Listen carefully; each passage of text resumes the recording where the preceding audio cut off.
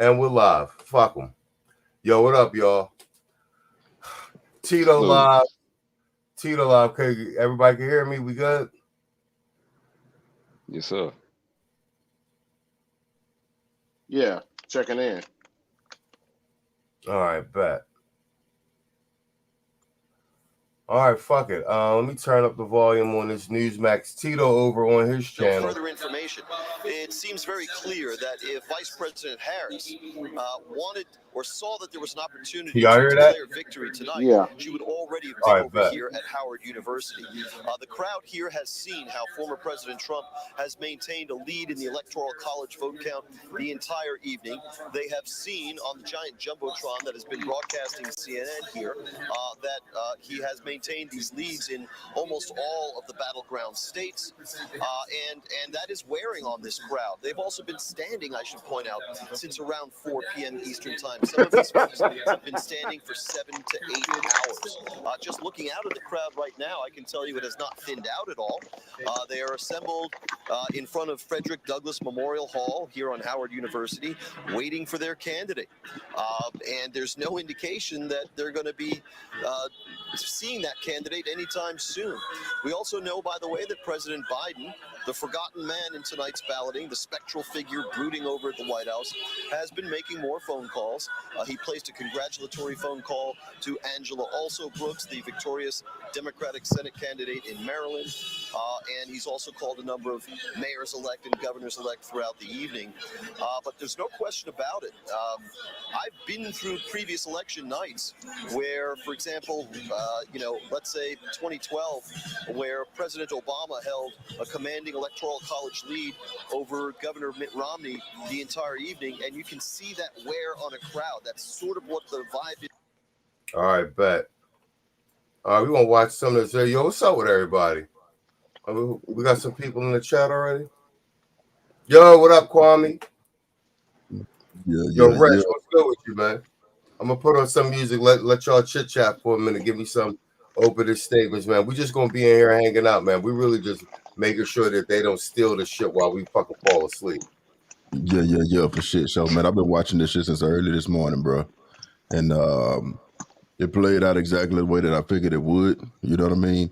What kind of got me and what I'm surprised by is we knew that she needed to win, but they call that blue wall. So think about Minnesota, Wisconsin, Michigan, and PA, you know what I'm saying?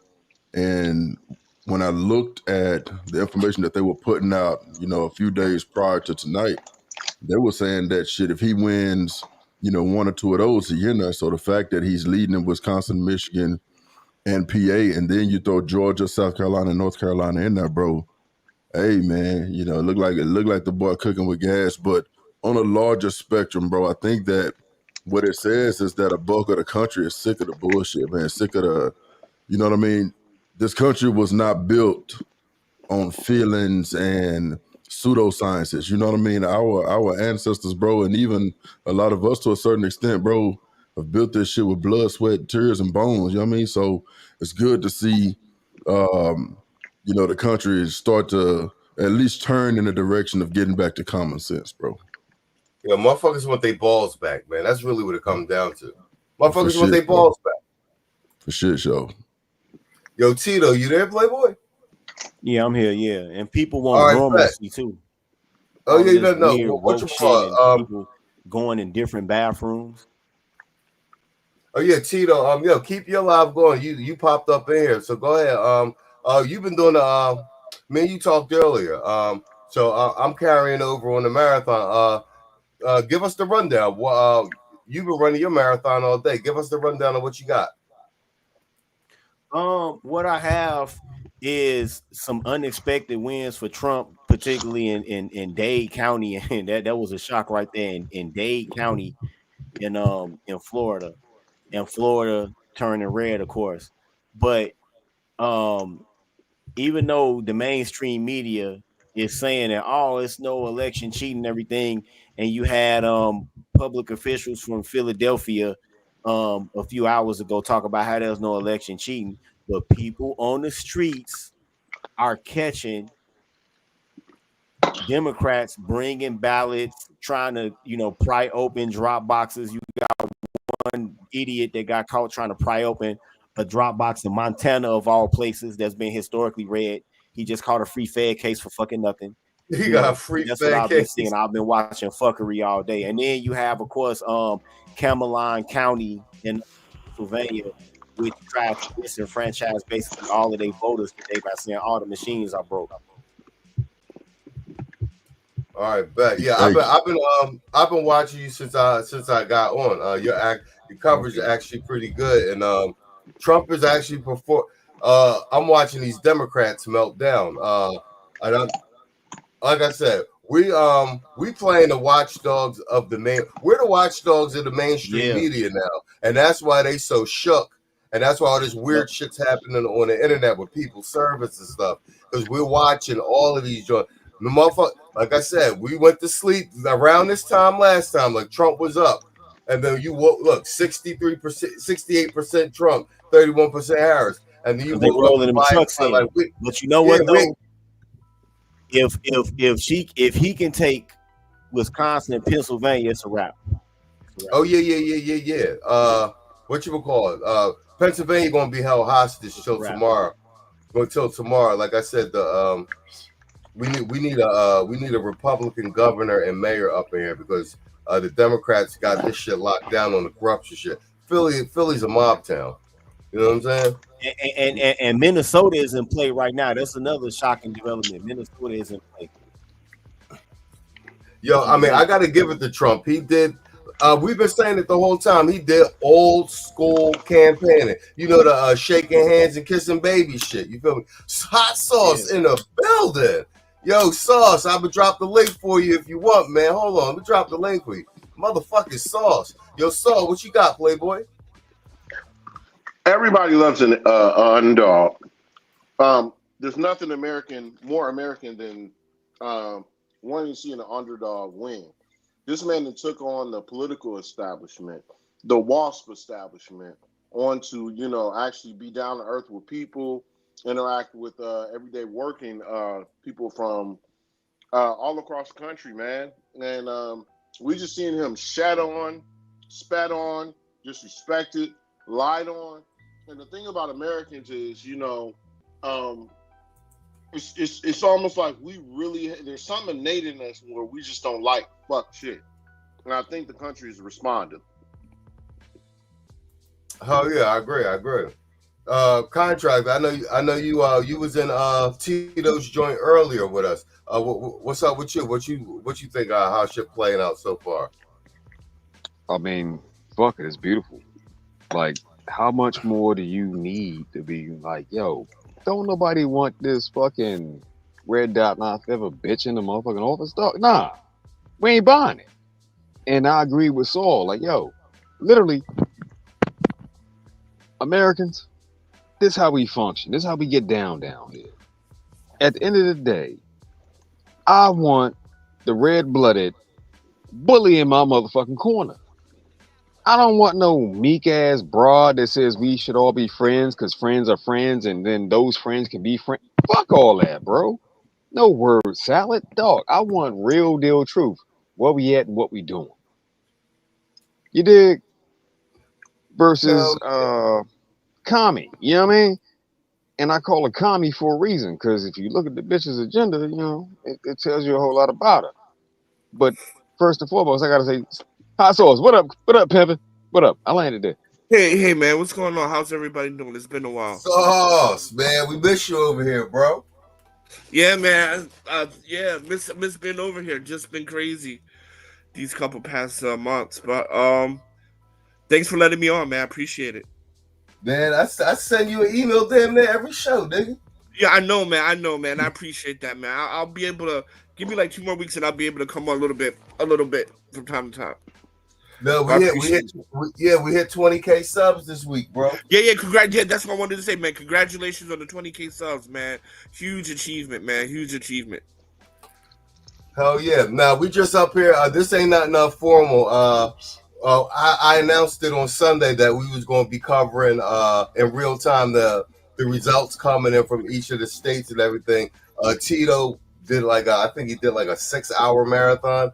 I'm taking up the slack on the late night. No, we're doing some watchdog the mainstream media shit. Because you see how I said, I keep saying this. This is how it was in 2020. It was around midnight Eastern Standard. We like, oh, Trump up everywhere. Bet.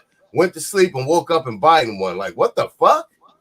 We ain't doing it this time. We staying on. We ain't doing social media. We ain't doing it this time. Everybody's streaming all of the news in real time. Like, if this bitch turn around and win, like we gonna be like, where them fucking votes come from, nigga? Yeah, if he gets, we were streaming all night. We ain't see that shit. Yeah, if he gets 260, he should win, right? There's not enough for her to win. Yeah. Right? He gets around 260. So he's almost there, man. 247. Thank God, man. Thank God. Because if Carmella won, man, that would have been the end of America. For real. Seriously. Like that, I'm not even being hyperbolic. That would be the end of America.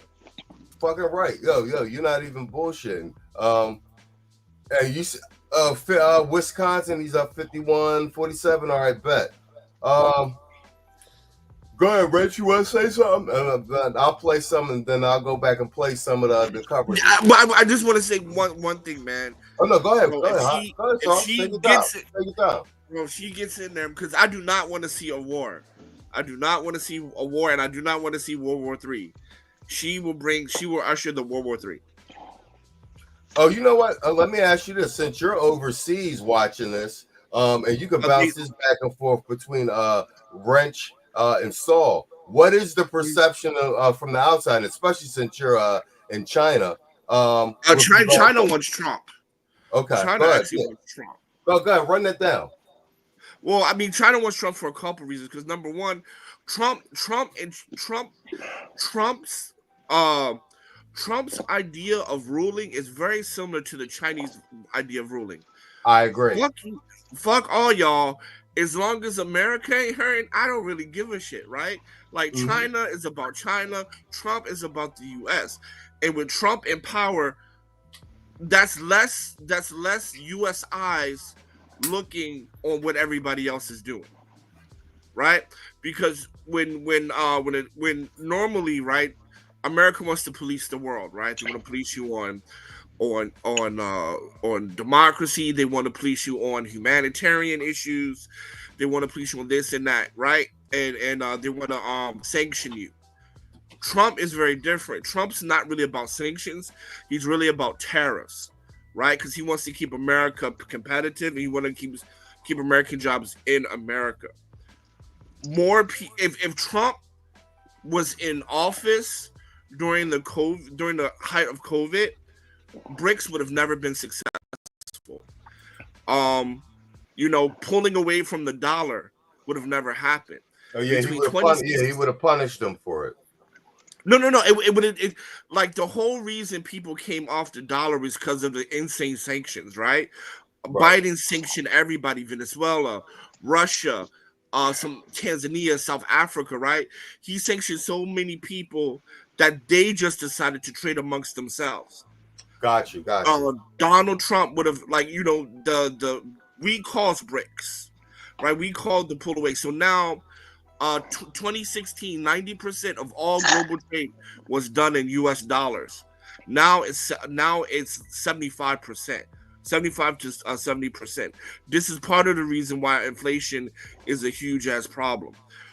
Hopefully, Donald Trump can remove these sanctions and impose tariffs, so people will feel comfortable with the dollar, and then we can get this inflation down a little bit, because people will use dollars again. Because at the end of the day, dollar is proven, BRICS are not. So that's one of the things that will be looking really good for the economy for Donald Trump. China wants Donald Trump. A lot of people want Trump because it will be business. Good times, like good business times are coming. All right, yeah, you're right. Trump is good for business. Wrench, you want to piggyback on hot sauce right there? I think he's spot on with that. Yeah, man. First of all, salute to all the brothers on the panel. Salute to the brothers in the chat. I'm probably be a little bit less formal than I am on the normal shows, because boy, Oh yeah, we chilling tonight. Ain't nothing. Yeah, on this motherfucking yak. You know what I'm talking about? Yeah. Hey, don't feel too bad, man. I got this old Moscow Mule or whatnot because we all Russian bots, ain't we? Yeah, you know what I'm saying? Yeah, we pop locking this shit right now. You know what I'm saying? We biting. But yeah, man, I think that Hot Sauce got a point, man. He's right. You know, Donald Trump, of course, we all know him as the businessman and former president and look like about to be president again. But one of the things that has made him stand out is his business sense, how savvy he is in business. And he translated a lot of that into government, so much to the point that a lot of the tariffs that he put in place during his first term, Biden them left them in place. You know what I mean? And so when I heard that, I was thinking, I was like, man, if these folks are supposed to be some of the most intelligent people in the country and supposed to be charged with running and governing the country, why didn't they think of that before he ever got there? You know what I mean? So that's one example where he's used his business savviness or his business acumen to drive an improvement for the overall country. I've talked about it more than a few times. I know from a personal standpoint, bro, I'll be glad to see a lot of these DEI programs go away. I'll be glad to see these human rights campaign scores that these companies are graded on go away. And like I said the other night, what that means for brothers is that, you know, you actually have a shot at getting into a position to really make some serious coin, bro, some life-changing coins. It's just a matter of being prepared and being ready to step into those roles when they present themselves, because you're not going against for the government for the most part, you know what I mean? Because that's what it has meant in the past when they put these programs and shit in place. So when you have a government that pushes this shit, man, and incentivizes companies to do that, bro, that is it is directly detrimental to what it is that we're trying to do, which is take care of ourselves, take care of our families, take care of the communities that we live in, and work with other brothers. You know what I mean? So I'm just glad to see that from the looks of it, it's going to be a changing of the guard.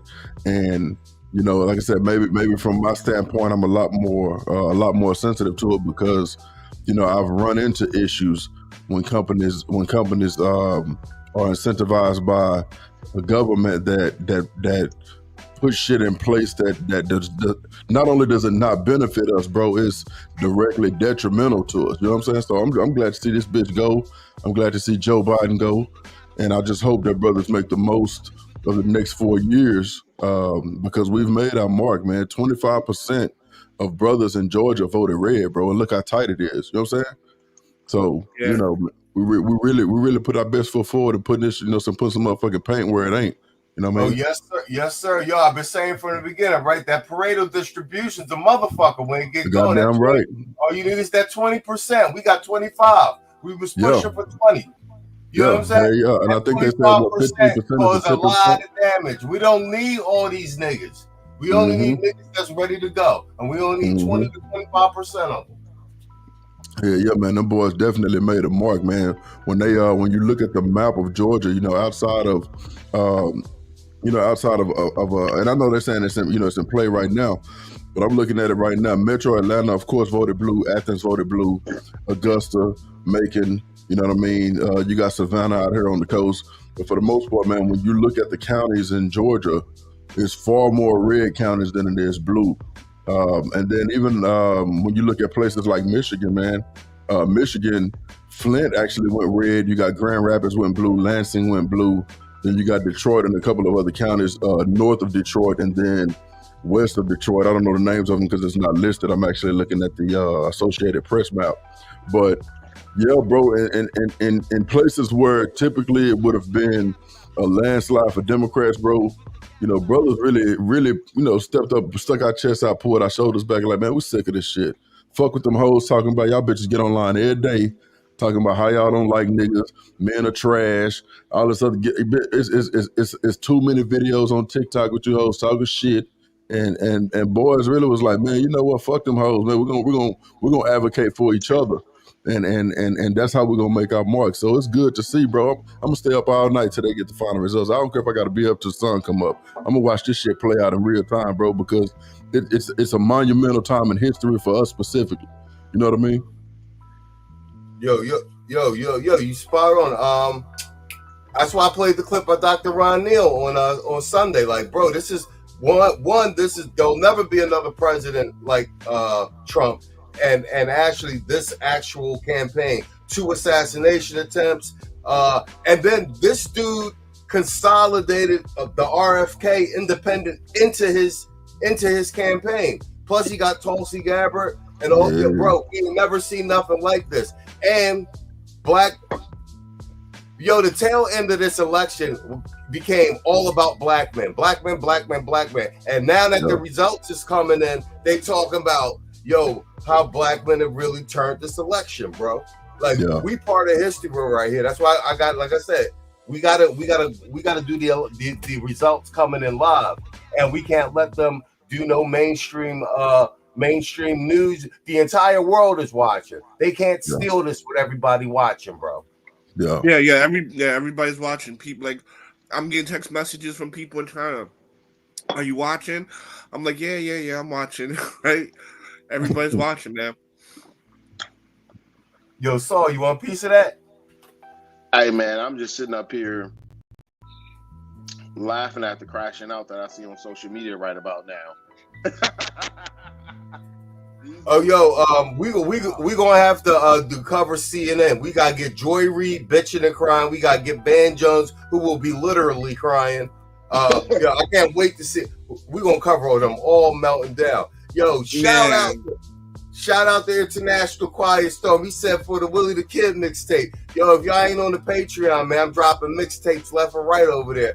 I'm dropping them shits be fire, bro. And Patreon let you do like the drops and shit now, like with the time drops, and then they stream live. Them shits is banging. I got what your boy. Here you go, Quiet Storm. Appreciate you, bro.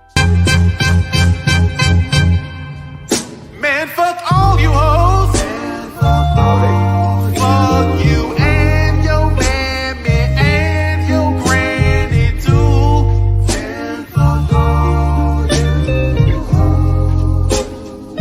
I'm sick of this shit. Fuck all you hoes. Don't give a damn, bitch, what you wanna do.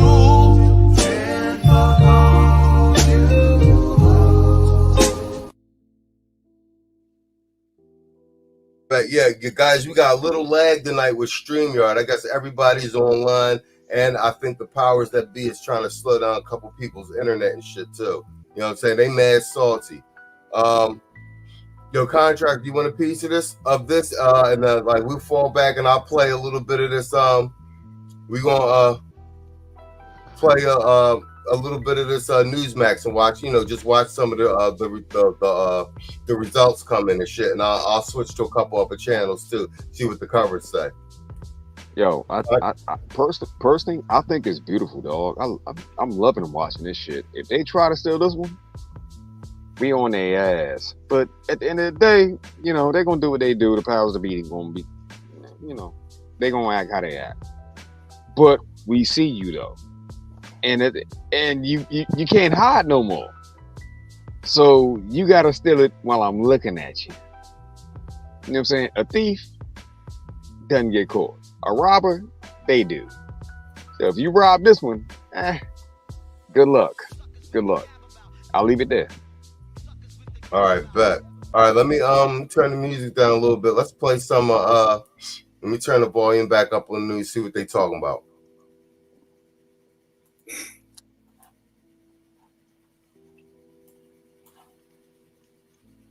Pick. And I had some sources telling me that Josh Shapiro didn't want this job. He treated the interview like he was interviewing Kamala Harris and may have wanted to punt for a better time to run for higher office. I don't know about that. Those are just some of the reports I had. But let's talk about some of these choices that were made by Kamala Harris to be VP, who would be her VP, how she ran her campaign, and the results we're seeing now, David. Well, I mean, again, Joe Biden ran his campaign from the basement in 2020 and took the Oval Office. I think that Kamala was trying to use that same playbook. You know, she was hardly giving speeches. She wasn't giving press conferences. She didn't give any long sit-down, long-form interviews. And then she went and picked Tim Walz. Tampon Tim Walz. I mean, the guy put tampons in boys' bathrooms. Are you kidding me? How can you pick somebody that did that to school kids, boys, and then expect for any sane American to take you seriously? Yet that is exactly what they thought that they could get away with. They thought they could pick somebody that's very, very, we'll say, sketchy with his history with China and how many times he's been there. He lied about where he was for the event that happened in China. He lied about his service record. He went AWOL and literally left his platoon, left his crew before they were shipped out. I mean, the guy is just nothing good from this guy, and that's who Kamala picked. But again, she didn't fall too far off the coconut tree, as she likes to say, from Joe Biden. Because look at Joe Biden's record. What did Joe Biden do in the last 3.5 years that was good? Nothing. And what did Kamala say when given the opportunity? Kamala, would you do anything different the last 3.5 years? No. Are you kidding me? I mean, common sense slaps that woman and Tim Walz in the face every single day. And Americans saw it, they heard it, they hear her word salads, and they said, why in the world would I trust and entrust the future of our country in the hands of tampon Tim Walz and Kamala Harris, whichever accent she has, depending on who she's talking to. Just all fake. Yeah. Nothing real, nothing genuine, and nothing to offer. I think, too, of course, there'll be the Monday morning quarterbacking, you know, when we see how this all shakes out. And we're still waiting for Pennsylvania, Michigan, Wisconsin, Arizona, so other battleground states. But I think there'll also be a look just from 2022 to what we know now. Hunter Biden censoring the laptop, the media's involvement, Elon Musk buying X, and sort of this sense in the world where we have leaders who aren't leading, and they are actually you know, do they really have Americans' best interests? Who are these people trying to indoctrinate our kids, allowing, you know, compromised governments, you know, maybe some corruption at the highest level here, and everyone who's willing to cover for them already being establishment. So, you know, Donald Trump, we talk about this, he's not your traditional, he's an outsider. And a Donald Trump candidacy, Tito, can you hear me? 47, not 45. Yeah, they still got Indians standing he's in learned a line. lot. You say what? Who they got standing in line?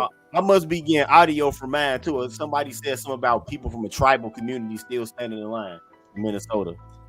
Oh, yeah. Reservations up there. I'm gonna try and pull up some local news from Philadelphia and see what they're talking about in Philadelphia. Is Philadelphia with the vote?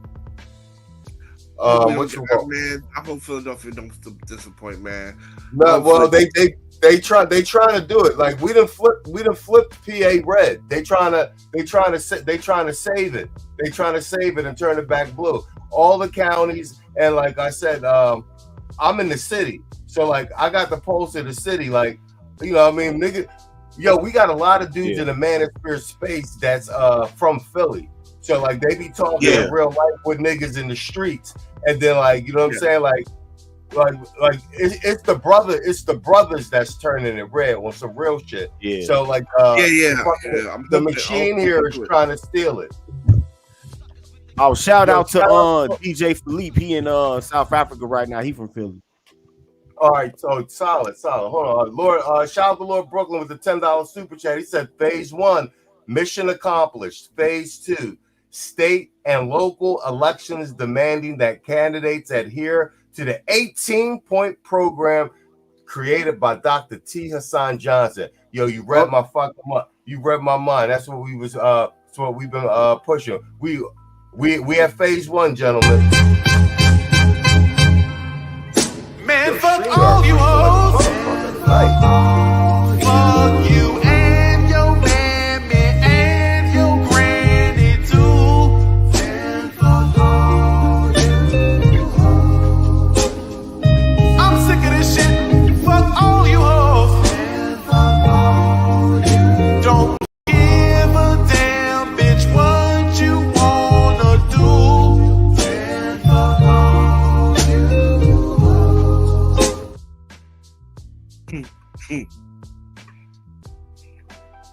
Go ahead. You were You know saying, what? Tito? That was good segue. My bad. Let me just. No, go ahead. Go ahead. So go ahead. That's all you. So that's good segue. Shout out to Lord of Brooklyn or whatnot. This is, I don't want to be premature with this because however it cuts out, if they win, we still win. It's a pirate victory for them. If we win, guess what? It's a straight up win. However it cuts out, this is just simply a phase, just like you said, the first step. We got to continue our march forward, not get up any fucking yard. This is a movement forward. You got a lot of these motherfuckers was talking, we ain't talking. We're mobilized, and we need to get into midterm mode. We're going to switch gears, and that's where we're going to go next. We need to go for a full takeover. They need to really, really feel this 9-inch dick of black men across this motherfucking country. Give us what the fuck we want, or you ain't gonna get shit you want. Period. And I'll land my plane there. No. I know you spot on. Which one? T was saying that earlier about the pack and basically like this phase one. NBC is finally calling Georgia. Finally. Finally. With 93% of the fucking votes counted, they finally are calling Georgia. Finally. Okay, so finally. So he needed to win that one. So if he wins Pennsylvania, it's over. Oh, if they still hold Pennsylvania 86. So no, who got the Amish might have won. Who got Georgia? Georgia Biden or Harris? I want to say. You said who? I'll be back in a minute. All right. What do you say? I'm looking at it right now. What they say? Georgia favoring Trump. Okay. Yeah. Damn. Man, tomorrow, all the black newscasters gonna be shitting on black men. All of them. No, I want them to blame us. They need to fear us. Yep. It'll be great. It's gonna be laughable. We need to take credit. Am I boring? A little bit, yes. A little bit for me, yes. It's StreamYard, yeah. It's StreamYard. What's up, Saul? My bad. I didn't greet you. What's up, Saul? How's everything? What's up? I'm straight. You already know how I am, man. Yo, am I still working? No, you're not. No. Yeah, it's StreamYard. Which one? Yeah, it's StreamYard. All right. What you want? Super chat real quick. Urban B, super chat. He said, "Brothers are coast to coast in this space and growing rapidly. They ignored us. Now they gotta see us. Fuck all you hoes." I'm gonna drop it, but it might be a little whack. Man, fuck all you hoes. Fuck you and your mammy and your granny too. And fuck all you hoes. I'm sick of this shit. Fuck all you hoes. And fuck all you. Don't give a damn, bitch, what you wanna do. And fuck all you hoes. All right, good. So they finally called Georgia. One of the networks that called Georgia earlier, but all of the networks didn't call it in unison. So, I mean, if Trump wins Pennsylvania, it's pretty much a wrap. Bro, so she on her way to a blowout. To be blown the fuck out. Like her neck. Exactly. It wouldn't be her first time getting blowed out.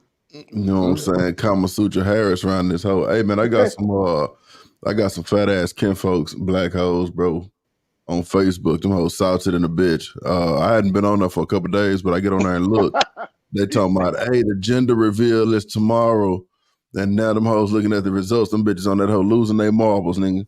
On that hoe sad in the bitch. I can't believe they voted for the orange man. This country is fascist. I ain't even engaging with them, bro. I'm just sitting back watching this shit, laughing like a hoe. Bro, You tell goddamn him. right. They done turned this. Right now, Newsmax is reporting the electoral count. Trump 248, Harris 213, 270 needed to win. All right, you see how 12:45 Eastern Standard Time? This is around the time everybody started going to bed. See how we would have woke up and it'd be like fucking Harris 270 and Trump say that same month that he was at. Like, nah, nigga, we watching this time. Shit, the way they've been doing it, you fuck around and wake up, RuPaul be the president around this whole. I'm gonna watch this, right, bro. I'm gonna watch this whole all the way to the very end. You know what I'm saying? Yo, Tito, you there? You hear me? Hey, y'all. People are saying at that function at Hampton that they told them people to just go home. Oh, Howard? Oh, Howard? Or Howard? No, Hampton in Virginia. And I got video of it too. Damn. Wait, am I still worrying? Yeah, this is. I got video of it too. Hey, yeah, your video is breaking up, Machismo. I mean, video and audio. Yeah. Am I breaking up too? No, you're fine. Nah. Oh, okay. You know what? Yeah. Nah. Nah, you breaking up on my end, bro. They are really fucking with this shit here. Yeah, they telling them people to go home, man. I'm gonna send the video. Hey, Machizo, I'm finna send the video too that somebody sent to me. All right, go ahead, send it to me. All right. Wait, am I still boring? It's half in, it's half out, bro. Can you hear me? Am I still boring? Not as bad. I might have to do most of the talking then. So everybody's but me. I just sent it to you. I'll be back in a minute. All right, hold on. Find it. Let me do the super sticker. Hold on. All right, Saul and Wrench, y'all might have to do most of the talking then. I'm not taking the stream now. All right. Do y'all hear me? Hear me? Sound check. Check. Yeah, you good. Good. Okay. Good. All right. We already know where that's coming from. Machismo is real precise and OCD when it comes to his audio visual skills, along with the rest of the team. So we already know that there's some, powers at work or whatnot. That's some bullshit. But to go on ahead and expand this a little further, as the idea was just more or less placed. I mean, we're going to continue marching forward, and there's going to be a gear change so we can put this in maybe second gear, get that RPM up, rev it up, and we do want to be feared. That is a question that somebody had put on the table. Do we want to be feared? I don't know. What say you all? Yeah, man. I second that, bro. I think that but I will say that I think that it should be a I fear you because I've seen what you're capable of, right? Not because of what I tell you I'm gonna do. You know what I mean? So I think that with us moving the needle the way that we have, over the especially with this election, I think that it should be one of those situations where, man, save your energy for putting into the work that really matters, bro. Don't get caught up in arguing with the detractors, because a lot of them, as you all know, a lot of them they don't use logic. They pretty much get off on wasting time and arguing because a lot of them are feminine like women. You know what I mean? And even with a lot of the women, bro, their whole thing is to drain energy and waste time. So when you talk about an innate fear, I think it should come from, hey, I seen what y'all are capable of. Let me make sure I'm governing myself accordingly. Let me make sure I'm moving with the right intention so that I don't piss you niggas off. You know what I'm saying? Yeah. Yeah. Honestly, big bro, I'd rather be feared than loved at this juncture. Especially when it's coming from the love is coming from a community of women like this that do shit like this. Big pun. I'd rather be feared than loved because the fear lasts longer. That seems to be what they on like the only thing they understand, man. Like if you threaten to bash a broad head in, then she remember that. But if you love her, yeah, not so motherfucking much.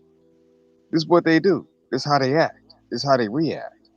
So at the end of the day, you're giving them what the fuck they want to a certain extent. But Slim, that fear, if you instill that fear into a bitch, bro, no. They ain't never going nowhere. We have a bunch of ass backwards group of women that live their lives via fucking hood novel type shit. They weren't raised right. They don't understand love. They don't understand like simple concepts. Nah, bro. So fear, I'll take that. I'll take that right there. I'll take that. For me, I would say it's time to just be separate, man. For me, it's not about fear or love, whatever. I mean, black women have demonstrated over the century that they just hate black men and they just want to be white women. So you gotta let them be, man. You gotta let them go. I think that's the solution. Let them go. We be our own, and we just whatever woman you want to get. But at the end of the day, you gotta let black women go, and you gotta let them be their own minority group, right? So when it comes to these DEIY, diversity, inclusions, whatever, black men gotta be their own thing. Black men gotta start fighting for their own things, politically, economically, etc. And leave it at that. Just leave it at that. You gotta let them go. Yo, Hoop in the building. What up, Cheese Mo? You gotta let them go. What up, bro? Oh, okay. Hey, I got a cloud watcher. I just want to make sure I give a special shout out to him. Given that Hoop, you from Houston. I Yes, got sir. my cloud brother. He's down there watching. He's in the H as well. So he's cool peoples and whatnot. Actually, he's not quite from Houston. He's from Beaumont. So shout out to Same him. shit. Yeah. You know who Same you shit. are, man. Yeah.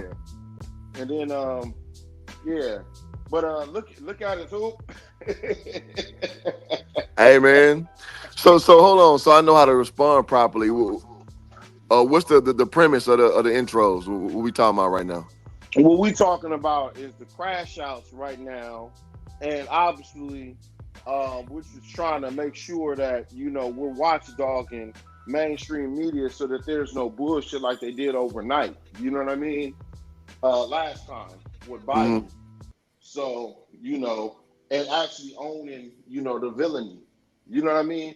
Fuck that, Mr. Nice Guy shit and I didn't vote for Trump. No, hold your nuts and say, bitch, I voted for Trump. Now what, and you know what I'm saying? Yeah, man. You know what? On my Facebook Live, man, with my real profile, my real self. Saul, you gotta add me, man. Okay. I made a video yesterday, and I went for like 25 minutes, and I just kind of laid out what to expect out this election, what we know of Trump, and my premise was like we don't know nothing of this broad. Like, I mean, she did a good job in debate, in my opinion. Kind of, playing Trump on his ego. But I'm like, past that point, you did nothing. You basically did the same talking points, and you did the run on a problem instead of solve a problem. You did the middle class kid. You did all those little cute little things. But like people who can see through that shit, bruh, that shit was easy work. So man, I had a partner, like my real partner. He put money up on. He asked me, man, who you got, bro? Trump or Kamala? I'm like, bro, Trump gonna watch this bitch. And all the tea leaves read that way. So nigga, I'm a high step like a motherfucker on my Facebook tomorrow. That's all I gotta say. Hey, don't high step too much because they're gonna be calling you a duck walking fucking fascist. You know what I'm saying? Bro, all I know is that there's a brother right now that works in an office with all females. You better start looking for another job, brother. Oh, Hey man, told you so, man. Hey, no, matter of fact, like I told y'all like a month ago, deal with it. Deal with it. Yep. Because man, the crash out from black women. Oof. Yo, can you hear me? Am I still Morgan? No, you're good. You're good. Yo, Rent sent me this, Joe. Look at this shit on the screen. Harris HQ party fizzles as mood shifts to panic. They faces. Look at their faces. Yes, sir. Yes, sir. Oh, I'm gonna read some of this. Hold on. Oh, I'm gonna read some of this. It says, early Wednesday morning, Democrats began to leave Harris's election night party at Howard as the New York Times predicted doom. A campaign official told CBS News that Harris would not be speaking after all. Exit polls and media projections spelled disaster for the Democratic presidential candidate's chances. The music played as the crowd began to thin. Bro, so they packed up. That's proof that hoe ain't no leader, bro. That's proof that she's not a leader. If you can't now have the same energy that you had when you thought you had a chance of winning, you know what I'm saying? You still need to go out and face that shit and talk to the people. You know what I mean? But they too blind to see that shit because they've never seen what real leadership looks like. You know what I'm saying? Yep. When you lose the ball game, you still gotta walk over and gotta shake the other team's hand after they whooped your ass. Hey, I like that hot sauce, man. You know, I told a lot of people, if you never play sports like that, you don't know what none of the trenches feel like. And when you play sports, you gotta know, like, man, when I coach, I said, man, you gotta win with class, you gotta lose with class. You gotta understand, bro, like it's part of the equation. You're not gonna win every game. It's not gonna happen. But you gotta have your chin up high to know next time, I'm out there to whoop some ass. And so, yeah, man, this is their locker room moment right here. Good for them. Bro. Yeah, she man, didn't, but she didn't have a motherfucking celebrity to back her right then and right there. She had to pull out Beyonce and Megan and all these other fucking people this whole time. That's who the fuck she was standing on. There wasn't no celebrity to back that bitch right then and right there. I'll tell you about DC, Slim. At Howard, the most political place on the planet, Washington, D.C. It wasn't no celebrity to sponsor that hoe. And she just couldn't get through. She off her own strength? Fuck no. They saying Trump soon to address his supporters? Damn. They trying to call this shit early? Yeah, call it, man. Trump got it, man. Especially, look, she conceded, bro. She left her spot. Once the Queen and King left the spot, it's a wrap. Oh, you think she conceded? You think she called and conceded already? Like a loser? I think she called and conceded. Like a loser. She ain't even wait. She ain't even fight it out. All right, well, when Tito come back, I want to play this Bannon shit because they talk about they already got the articles of impeachment already drafted. They trying to make sure that they trying to not swear him in January. I want to talk about that. That's my only clip. What you call it? Let's play a little bit. Let's see what they talk about. Hold on for a second. Let me turn up the audio.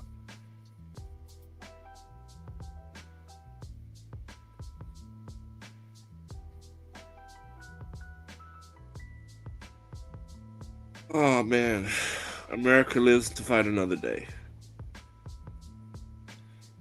Yeah, bro. The powers that be, the battery in that whole bag, man. They damn near slid that bitch in. Bro, it's almost like a coup. You know what I'm saying? Yeah. Because real talk, man. Like America's not prepared for all these wars, and we already know Trump is not going to war. Facts. Right? She damn sure won't win. It really is like a coup, bro. I should have put some money on the books, man. I should have put my money where my mouth was, man. I knew he would wash up, bro. Oh yeah, on the poly joint. Oh, you know what happened? You heard about the French trader who put 40 million? 40 mil on his head on Trump, and he figured out that the polling was all fake. So Absolutely. He put 40 million down because he was like, there's a 10-point mark gap between Trump and Harris, and that all the polling was wrong. He back tested all of the polling from all the way to 2016 6 because he's a traitor, and he was Yeah. like, "Fuck this shit." He put 40 million on Trump. Yeah. This nigga about to get paid. Yeah. Because you know you could he put 40 million on Polymarket. Yeah.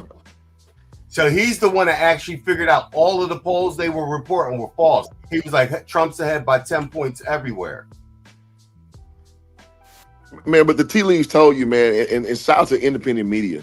If you watch all the interviews of when Trump was on and when Kamala was on, like that nigga was destroying her views and then the likes and the watch time. Like he was destroying them. So like, you know, and I told my mama, I told my ex-fiance's mama, bro, when I went to Houston last week, I was like, man, y'all are viewing this so wrong. Like y'all don't understand that.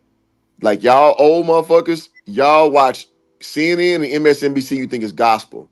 I'm telling you, there's different media out there, and we fact check on the fly. And that shit that you, bro, I'm gonna call my mama tomorrow. Like I told your ass, cause my mama needs to understand. Like, you know, and I'm gonna say this real quick, and I won't belabor the, you know, my speech too much. But again, the thing of the border came up, and my mama was like, I was like, you know, Trump like killed Kamala and Biden on the board. She's like, bullshit. I was like, mama, do you want to do this? Because I look this up every day. And she, you know, being brazen like my mama is, I say, do you trust the Washington Post? She's like, yeah. I pulled the shit up and the numbers, she had nothing to say.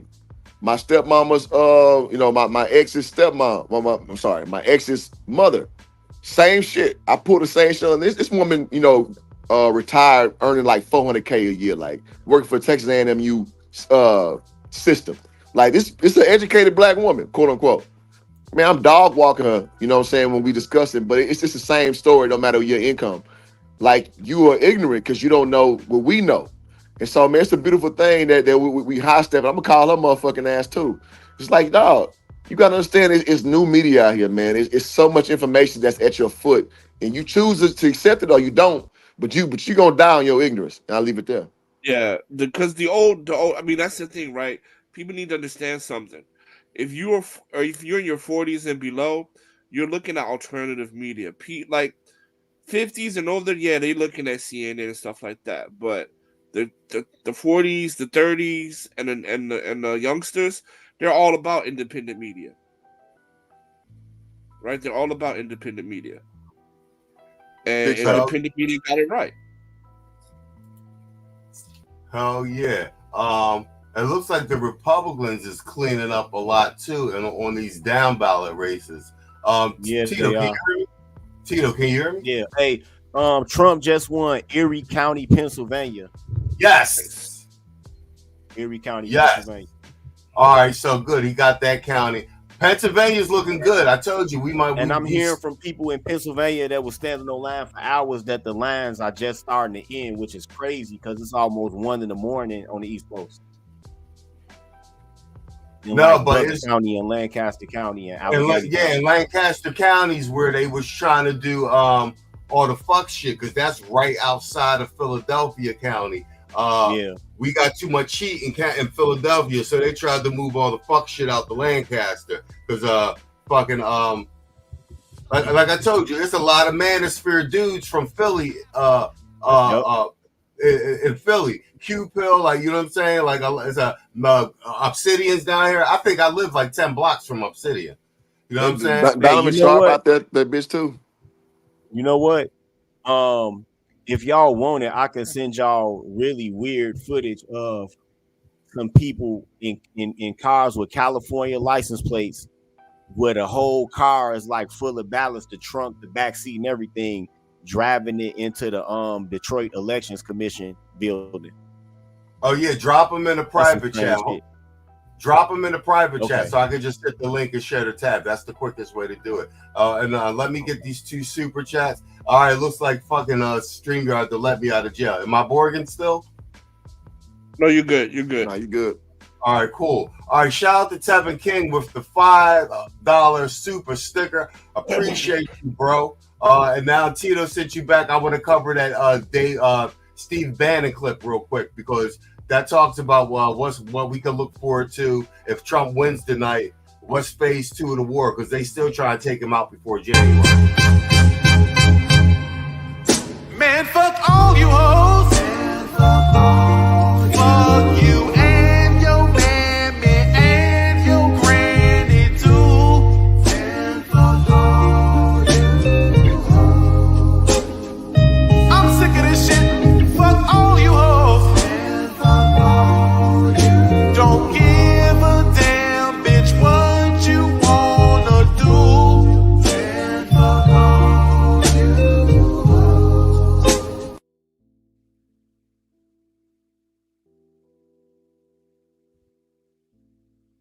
see, come on, StreamYard. Ooh, you a dragon. With the $2 super chat, he says, Black BW's worst nightmare. Black men were right. God damn right. Yo, shout out to the Black Manosphere, man. We are doing damage. It's a beautiful thing to watch, bro. Man, fuck all you hoes. Fuck you and your mammy and your granny too. Man, fuck all you hoes. I'm sick of this shit. Fuck all you hoes. Man, fuck all you. Don't give a damn, bitch, what you wanna do. Man, fuck all you hoes. All right, bet. Hold on, let me take this down real quick. All right, Tito sent me a joint. Hold on, what's this?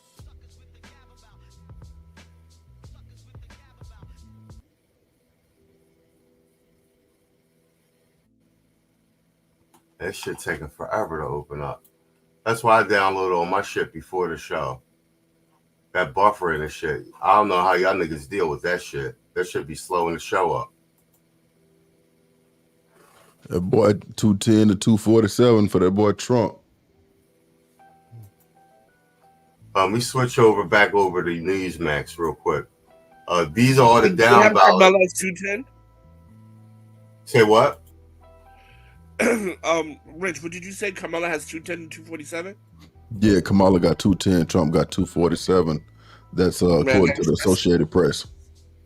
That's still close, bro. That's still really close. Yeah, and that's what I'm saying. That's how you go to sleep, and this nigga and she ends up winning. Like, we're not doing that. That's too close. Yeah, it's too close. Because California's not even done yet. Right? California has how many electoral votes? 54. Oh shit. And so that would put her at 60, right? Nah, that's counting California. The ones that are still up in the air are Nevada, Arizona, Wisconsin, Michigan, and then Pennsylvania. You know what I'm saying? Pennsylvania, he's starting to gain on it. He up by like 200,000 votes. And Michigan is tight. That's right around. He's still gaining on it, but he got like 200,000 more votes than she do. And then in Wisconsin, he got her by, a little over 100,000. Arizona is real tight. That shit is like 10,000 votes. You know what I'm saying? Nevada. Pennsylvania has how many electoral votes? Pennsylvania got 19 electoral votes. And then Arizona has how many? Oh shit! Hold on. Wait. Arizona We got did 11. it. Wait. Hold on. Wait. We did it. McCormick just won governor. PA. Let's go. Okay. Let's go. Cause fucking Casey been in there for a fucking damn near 20 years. Yo, okay, we got a Republican governor now. Let's do it. Hold on, let me roll this down. Let's listen a little bit.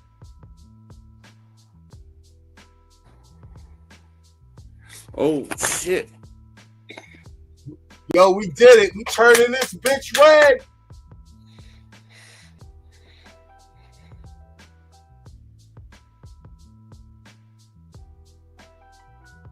See, so you said Pennsylvania and what? Pennsylvania, Arizona, Michigan. Yeah, Pennsylvania. Out of all of them, Arizona is probably the tightest margin. That's probably like a difference of, 12,000 votes. But in Nevada, Yo, I ain't gonna hold you. If McCormick just won governor, you know how long Casey been fucking governor, bro? If McCormick since I was just in won high school, man. Since I was in fucking high school. Yeah, if McCormick just won governor, there's a really good chance Trump's going to take fucking Pennsylvania, bro. Yeah, if he take Pennsylvania and Michigan, it's over. It's You over. Got Yeah. Georgia. It's a wrap. You understand what I'm saying? Because if McCormick won down ballot, that means they did what I did. You hit Trump and you just did Yeah, you Republican straight ticketed. down. Yep. Straight Yep. down. So if McCormick just won, that means Trump. You cross your fingers, fucker, guys. Yo, Trump might win Pennsylvania. I told you he was trying to turn this bitch red. So Arizona has what, 5 electoral votes? Yeah, it don't matter, man. Pennsylvania, Pennsylvania, and Michigan is over. Yeah. Pennsylvania, and Michigan, has that's a the wrap. most. Pennsylvania has the most that's left on the board, right? With Right. 19. Yeah, And then 19. Michigan is with 15? 15. Yep. Yeah, okay. It's a wrap. He got Georgia. That's a big one. Yep. And if he get Michigan, Pennsylvania, it's done. Georgia was 16. Yeah, Georgia was. Y'all don't know how big this is that we got fucking a Republican governor in fucking Pennsylvania. That shit hasn't happened in like a decade plus, bro. Yeah. See, they were saying that she needed the whole blue wall. She needed Minnesota, Wisconsin, Yeah, and she needed everything. Big facts. Yeah, she needed all of that. So the fact that Wisconsin, Michigan, and PA are all leaning in his favor, and he doubled back and got North Carolina, which has 16 electoral votes. Yeah. Shit, two of those three, Wisconsin, Michigan, and PA, that's gonna put him over 270. She cooked. You know what I'm saying? Yeah. But the tea leaves already read that though. Like it was Kamala to try to make ground up on, man. If you was really paying attention to those pre-polls. Yeah. I want to see the black male vote in Michigan. You know what I'm saying? I want to see what that look like, bro. That's good. Yeah. See what Pennsylvania looks like. Black male vote. I want to see what that looks like. Yeah. Man, oh my God, I cannot wait. I'm ready too, Hassan. I'm ready for the shit show when everybody start blaming niggas. I'm like, yep, we told y'all hoes. Yeah, told y'all hoes and shut y'all motherfucking mouth. Y'all get on these apps and talk shit every day. We'll put y'all hoes in y'all place, shit. But the next 4 years, man, the next 4 years is probably going to be the best time to get whatever you can get. Mm-hmm. You better get about it. I bullshit you not. I just said, as Machismo, I just said that, bro, on the last stream. In these next 4 years, they need to be trying to run it up like a motherfucker, man. Hey, run it up, nigga. Yeah. Hey, we gonna show you better. We can tell you, nigga. Goddamn right. Right, because there is gonna be blowback for this. Oh, for sure. For sure. There's gonna be blowback for this. To be expected. So the only thing is, proximity, just watch your proximity to these hoes. You know what I'm saying? Shit, at the end of the workplace, they're gonna be trying to throw little allegations, and you just gotta watch these hoes, bro. Yeah. So, but I mean, these migrant workers, I wonder what Trump's gonna do about that. I wonder what he's gonna do about the migrant workers, though. Shit, underdeliver. He gonna underdeliver. He gonna overpromise, underdeliver. You know the routine. Because like I can't even front, man. I can't even front. If migrant workers gonna stay in the U.S., I might come back and open up a branch in the U.S. and hire those niggas. Because I can't front. Hey, look, my shop build cars, nigga. I thought about turning that bitch to a Chinese restaurant, hiring a whole That nigga said a Chinese restaurant. What? Nigga go from building old schools to motherfucking Chinese food, shit. No, real talk, man. Because if they gonna stay with the tax breaks small businesses gonna get, I might as well go home. Why not? Shit, might well go home and open up a shop there because I want to do farming, right? So I'll go right down to Texas, get those immigrants and ship them back and forth every day. Yeah. Man, on some real shit, you ain't even gotta get the immigrants, bro. You go to Home Depot, man. You get the motherfuckers, the legal motherfuckers who can't really do nothing. Go to Home Depot, man. You good to go. They be waiting on the corners and shit. Nigga, no, nigga outside of Home Depot like the club, nigga. Man, they be out there fighting too. Shit. Like Hey. Stop telling them I work for us, dog. You can't tell them I work for us, dog. Pull up with some UFC. When I sub something out, it's for a reason. Don't be giving up the secret sauce. My bad, bro. My bad. Ain't nobody outside Home Depot, bro. All right, no, because I was thinking about that. Because I was thinking about moving home.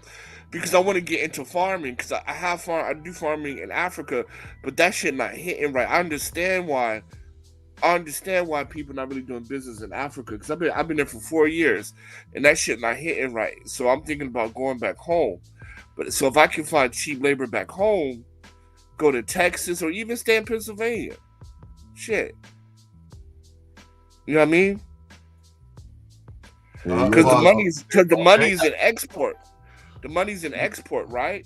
and like Kenya has no fucking deals with anywhere around the world. And I looked up Brazil, but I don't know nobody in Brazil. And then like America and then China are the 3 biggest exporters of like meat. Yeah. So I'm just thinking, let me just go ahead home, get these fucking immigrants and, just ship it abroad and make buku bucks. Yeah, I'm Well, gonna tell you. outside of Philly, it's all flooded with fucking Haitians. All the Brazilians, Ecuador, El Salvador, Dominicans, Colombians, they all up in the Northeast.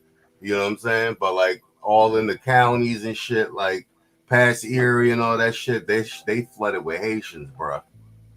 Hey, I'm gonna tell you too, and Hoop will tell you too, bro. Land in Texas is pretty expensive. You know what I mean? At least arable farmland. You know what I'm saying? The best bet, bro, from what I saw when I was up in Kentucky, bro, you can get land where you can at least have livestock graze on, and at least, you know what I mean, really get something going and have enough room for a margin of error. The good thing about it is shit, even though it's still considered the South, but it's close to the Midwest. Is you right there off the Ohio River, so you can send that shit down the Ohio River to get it to the coast. You know what I mean? As far as exporting, you know what I mean? Yeah, and also, I'm gonna say this is 5-year-old information. Oklahoma too, man. Oklahoma. Oklahoma. I looked it up. Like Oklahoma, New Mexico, and East Texas have pretty decent land. But like Tennessee, North Carolina, Charlotte, Georgia is actually more expensive than Texas for rural land, right? For the rural land, Texas rural land, you can get it between $2,000 to $3,000 per acre, right? And then you got like Arizona and New Mexico, but there's no water there. But you can get it for like $500 an acre, but there's no water. And then it's a lot of dead land. It's a lot of dead land out west too. My partner just sold 1,000 acres that he got inherited out of West Texas, but a lot of that shit is like it's like desert. You know what I'm saying? It won't shit grow taller than knee high. That shit is like what you see in like that movie No Country for Old Men. That shit look like that for real, bro. Yeah. So, but I want to do poultry, and I'm gonna do poultry. So you don't need much, but because I was gonna open that shit up in Mexico, but nah, the cartels and shit like that, man, I ain't got time to deal with that. Yeah. Even certain parts of Texas, you know, they really don't fuck with you, bro. They fly under the radar. They don't want no type of attention. You know what I mean? But the further south you go, then you may have to deal with them. When you think about, when you think about counties like down by Corpus, the closer you get to the border, Corpus, New Braunfels, you know what I mean? Then you have a better chance of bumping into them, because shit, they come across the border, breaking the dealerships and shit, do their thing. So, but even so, you can still make it shake, man. Just like anything else, you can still make it shake. You just got to do your research and make the right connections and shit. Yeah. But yeah, so I'm just curious what he's gonna do about the immigrant, because I know he's gonna close the border, but if you're gonna keep those niggas there, then might as well put those niggas to work. Yeah, for sure. One of the things I'll tell you too, you make some connections with and I got a partner that got bulls, because you damn sure don't want to own one of them motherfuckers. They them bitches ain't no joke. You can. I'm more poultry. That's my background, my experience. Poultry. We do eggs. I can't mess with the big stuff, man. I got you for shit show. Yeah, put some little goats out there, man. You can sell them goats to the Arabs, and they're about them. They clear land too. You can rent them out for land clearance too. Them little Nigerian goats and shit. Yeah. Because I want to sell to Africa, man, because they have a food deficit, believe it or not. So I want to sell to Africa and the Middle East. So that's why I opened up a spot there. But nobody trades with nobody. Yeah, man. I may need to link you up with my partner from Ghana, man. He had this thing going where they was shipping containers full of fish and shit. He up in Canada now, but I know a couple years back he had some shit where they were shipping containers full of frozen fish over from to Africa. Canada to Ghana or Nigeria. Not from the U.S. over to Africa. Yeah. Oh, yeah. Fish farming is good, bro. I'm telling you, man, because U.S. is actually always in the top 5 for agriculture, right? And because because when I'm there, everybody kept asking me like, why the fuck you don't go back home? Why you don't go back home? Because I'm like, well, because the labor, bro. I pay $100 a month for labor. Damn. Right? Something like the fucking labor, but you can't send that shit nowhere. You can only serve the local market. Yeah. I'm like, fuck the local market. I'm So trying to. So you definitely got to build an infrastructure there too. Well, I mean, but governments have to have trade agreements, right? Like they have to sign shit. Yeah. So you know what I mean? Like, bro, $100 a month. That's all that labor costs over there. Damn. Boy, say. Right? I got like Trump up in Michigan and Arizona. Oh, that's it. That's a wrap. He's up in Michigan and Arizona.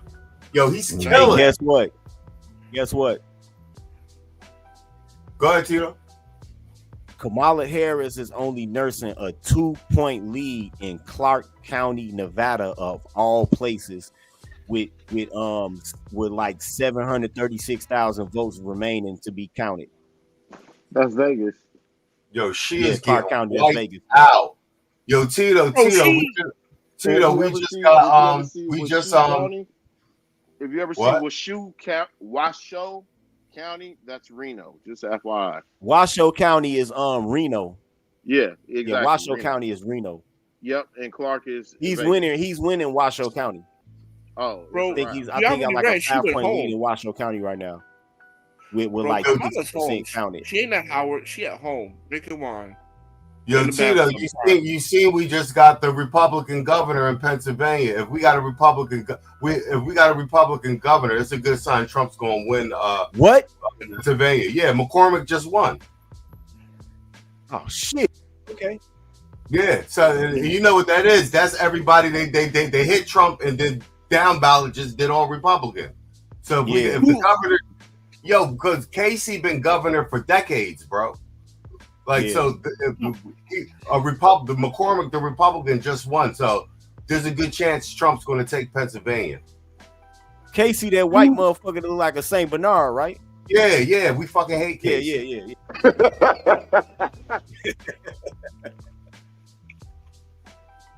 Yeah. Who sent that picture of her? Like she left, like she's not even at her own party at Howard. Oh yeah. She told everybody to go home. Yeah. Hey, the dude they just showed, Rick Scott out of Florida, the one who flipped Dade County to red. He this motherfucker pulled a rabbit out of a hat. He had an aide, a Spanish speaking aide that taught him how to speak Spanish. That motherfucker addressed the voters in Spanish, bro. Flipped the whole motherfucking county. Yo, Rich, what's up with why your boy Ted Cruz having such a hard time? Is it because all them Californians to move to fucking Texas? Yeah, you know he doubled back and sold that shit up. Old boy done already conceded. Already conceded. Yeah, Colin already conceded. Yeah, I thought they was tied an hour ago. Yeah, I knew that shit wasn't gonna last. They shitload of money into that race too. Yeah, I knew that shit wasn't gonna last. Once they got out to them rural areas where the motherfucker got them blonde eyelashes and shit, I knew that shit wasn't go. That shit wasn't go right. All right, so Cruz did win. All right, but he said when they got them blonde eyelashes, you funny. Yeah, the motherfucker got them blonde eyelashes and shit, man. Yeah, that shit wasn't gonna last. Man, the only counties in Texas that really went blue, bro, is Houston, Austin, Dallas, San Antonio, and then you got a few border counties that's literally like one county from the fucking Mexico Texas border. You know what I'm saying? You got a few outliers out there, but for the most part, Texas red, bro. All right, about flipping it and shit like that, man. These motherfuckers would be stalking the shit out of them California. Them Californians would be scared to have California plates on their car before they flip the state blue, bro. These motherfuckers wild out here, fool. All right, bet. All right, cool. So we got Texas. All right, but cross your fingers, man. We might get Pennsylvania. Yo, if you get Pennsylvania, it's a wrap. Mm-hmm. Hey, rap for the Amish, dog. You said rap for the Amish? Rap for the Amish, bro. Yeah, the Amish did their thing, bro. All right, There's, wait. there's what, Wisconsin, Michigan, PA, Maine, Arizona, and Nevada left. No, he won Maine. He won Maine too. Okay. All right, I bet. think he won Maine already. Yeah. Okay. Hold on, I thought Kamala got Maine. I thought Kamala got Maine because it's showing she got 263,000. He got 213 up there. So far, Washington, Oregon, California, Harris, Colorado, New Mexico, Harris, Illinois, Harris, Minnesota, Wisconsin, Minnesota. Or my thing is not fully blue yet. It's light blue, but not fully blue. Wisconsin is light red. Michigan is light red. PA is light red. Maine is light blue. Nevada, Arizona is light red. All right, okay. Yo, wait, Tito, you still there? Oh, damn, he popped out again. This nigga, as soon as I load the video up, he disappeared. Because I want him here when I do the Bannon joint. Yeah, he jumping back and forth between his stream and ours. He multitasks. He multitasking. Yeah. So Pennsylvania's at 90% reporting. Between him and Kamala, it's about 200,000 difference. It looked like all the major counties have already been counted.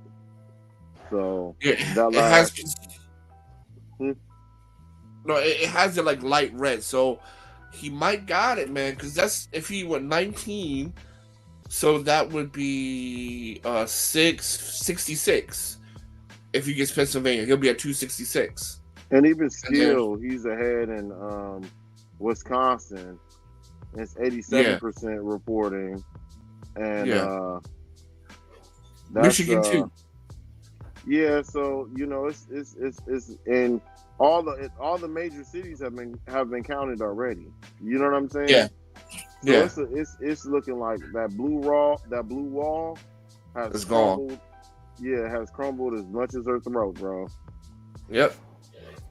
Yo, that man, but she made so many mistakes, man. She made so many mistakes, bro. Like yeah, it was a given. I mean, from saying she was black where she really wasn't, by saying that the housekeeper was her grandmother, where her grandmother died before she was even born. Shout out to Candace Owens, man. Shout out to her. Because shitting on black men, I think, was really, really kind of galvanizing. Yeah, that too. Yeah. Well, Obama, man, we got to get Obama. Obama need to get right. We dragged the internet dragged the shit out of Obama, bro. He ruined his legacy with that shit. Yeah.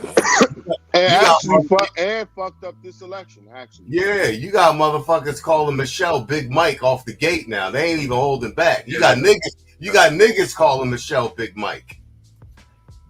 Bro, you know what, man? And you know what? Because Obama was super disrespectful, I hope a player from Philly can get in those cheeks and put it on YouTube and Pornhub. What you talking about? Big Mike? I'm saying Big I'm Mike hoping, is a dude. Michelle is no. Come on, she's a woman. But you see what happened to Joan Rivers, bro. Well, then look. If she is a dude, then I hope another tranny can get in those panties. Then, and they got the footage of Obama at that big military ceremony, and he says, "I want to thank everybody. It's like a private joint for accepting me and for welcoming me and Michael." He called her Michael. Like it's an open secret, bro.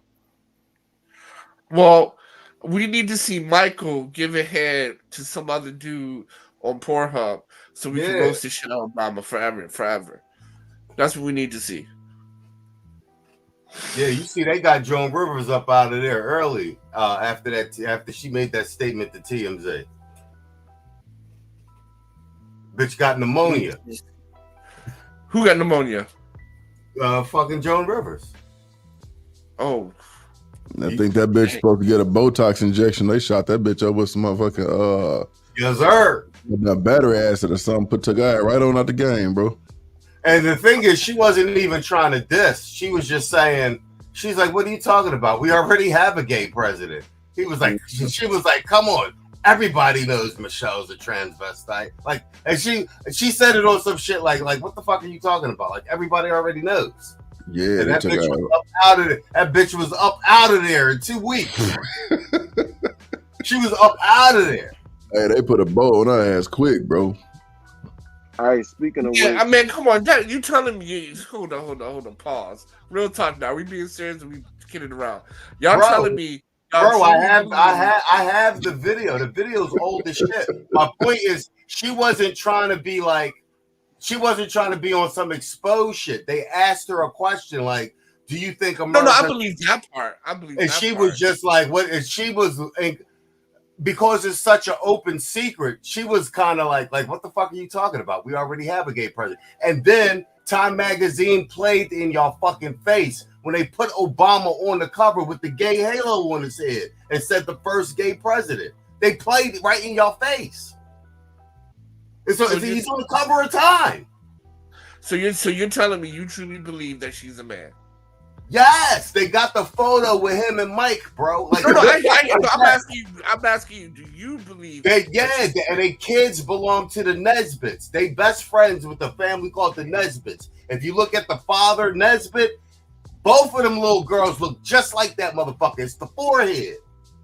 It's all over the internet, bro. That shit been out for years. I don't know, man. I don't see it, man. Bro, that shit been out for years. It's an open secret. Everybody I knows, believe you. I believe you, but I don't know, man. When I look at her, I still see a female. I don't see. Bro, look at the cover of Time. They put it right on the cover of Time. What's his face? We covered it with whatchamacallit, Vince, whatever his name, Vince Ellison. They was playing in your face. The cover of Time has Obama on it, and it says the first gay president. And he's got he's got the rainbow halo over his head. They was telling you right in your face.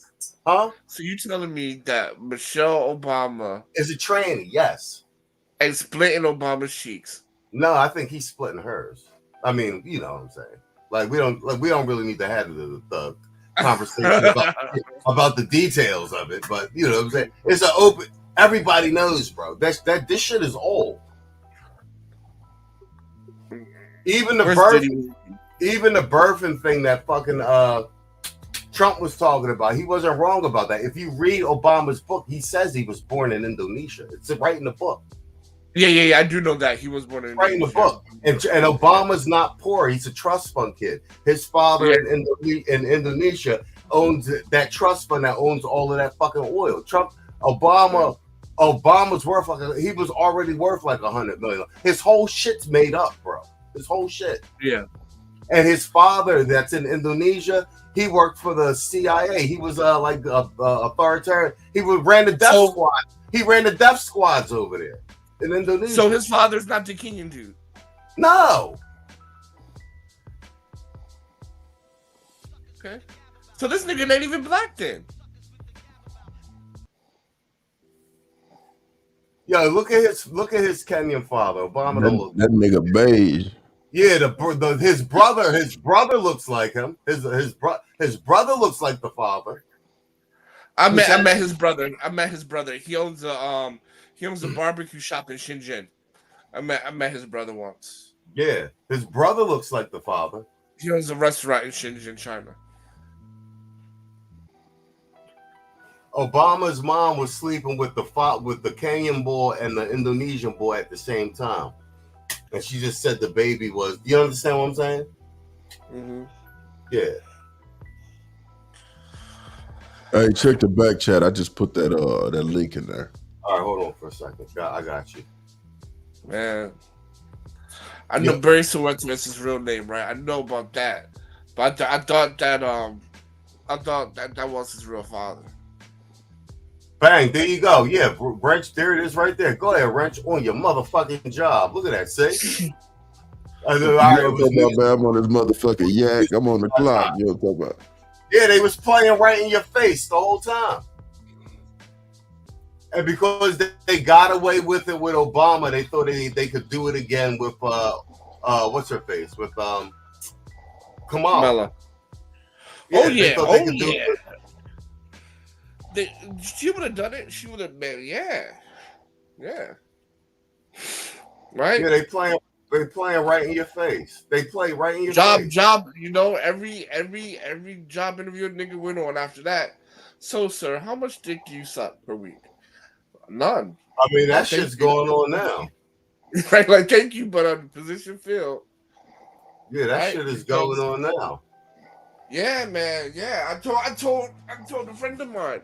Right, he has a son entering the workforce. And I told him like, make sure that nigga paints his fingernails, because the dude is like 6'8", 6'8" black man. Like, yo, nigga want a job, you gonna have to paint your fingernails. I was kidding. He ain't getting a job nowhere. Yeah, I was kidding, but he was like, nah, man, it's like that out here, right? If you're not like gay adjacent, it's hard for you. I was like, paint that for nigga's fingernail. I don't know. Shit, man. Trump is needed, man. Trump is needed on all types of levels, not even on the economic level, but just on a social level where, you know, you can like, you know, we can get rid of this toxic masculinity bullshit. Kwame said Obama's a bottom. You stupid. Hey, that shit in the back chat funny in a bit. I think somebody edited it, but that shit funny as hell. Check the back chat, bro. Hold on. Y'all niggas is funny as shit. He said Obama's a bottom. Y'all niggas stupid. No, I man, look, nasty work. Yo, yeah, this is what I'm talking about. Yeah, these pictures been around forever, bro. Bro, if Michelle's really then oh, whoa. Oh, what? Man, this is man. I can't believe. My mind won't let me believe this. All right, That boy booed up with DK Metcalf like man, because this is AI. This is AI altering. Bro, these are all the way back. These was out Obama's first term, bro. We seen all these joints. Nah, man, this is cap. This and no, and what about yo? Remember the white boy that got killed? We ain't gonna do no 10-4 Tuesday up here. I'll talk to you back chat. I'll talk to you offline on this before we get the stream taken fucking down. But yeah. But bro, this shit is old, bro. No, I hear you, but I don't buy it, man. I'm sorry, man. This is cap. Michelle's a big broad, man. That's a big broad. Well, then Obama's definitely the bottom then. And you know, and all his letters have been published. With him, bro, that shit's out there, bro. It's in his handwriting with him talking about how he likes, making out with dudes. It's in his all his letters from college.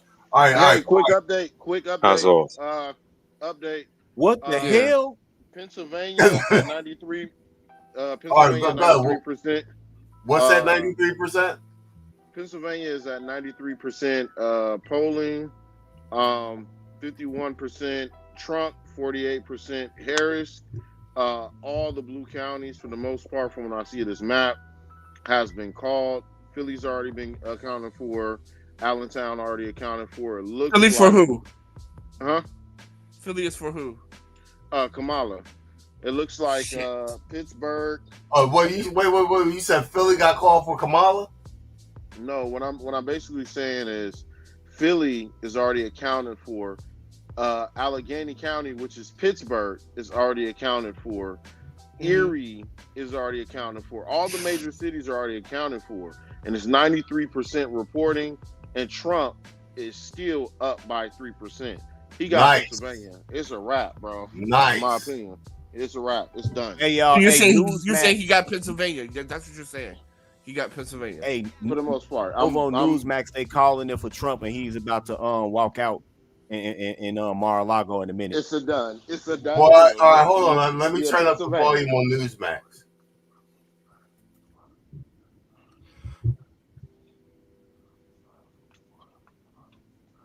Do you think Harris going to congratulate him? Nope. No. Nope. Oh no, we gonna play She's the already band. showing how petulant she is by not even addressing her own Crowd. supporters. Yo, before the broadcast is over, hey, Machismo, you really gotta throw that hoes mad. Oh You yeah. gotta throw that in there, bro. Oh, I got. They I already got acting up on TikTok right now. They already acting up on TikTok right now. You Oh, got oh, hoes on Tito. TikTok talking about if you a straight man, just block me. They blocked you. Oh shit. Oh, SKC said I think Fox called PA and Newsmax as well. Yo, let's go, baby. Let's Yeah, go. Newsmax did too, yeah. Yo. Actually, Tito, now that you're here, hold on, don't go. Let me play this band clip so we can try and get your take on this, and then we'll probably be done in time for Trump to make his announcement. Yo, everybody, give yourself a pat on the back. Yo, we did this, brothers. Hey, I don't know about y'all. I'm about to go get some tacos to celebrate.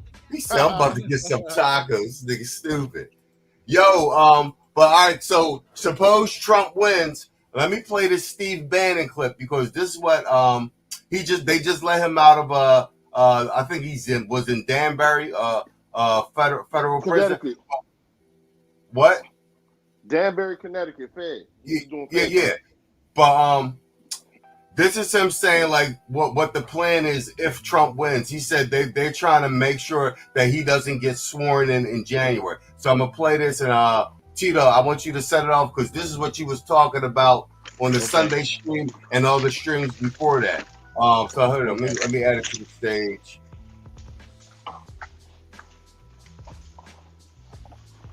Pull this off, what the Democrats will do to him between November 5th and mid-January.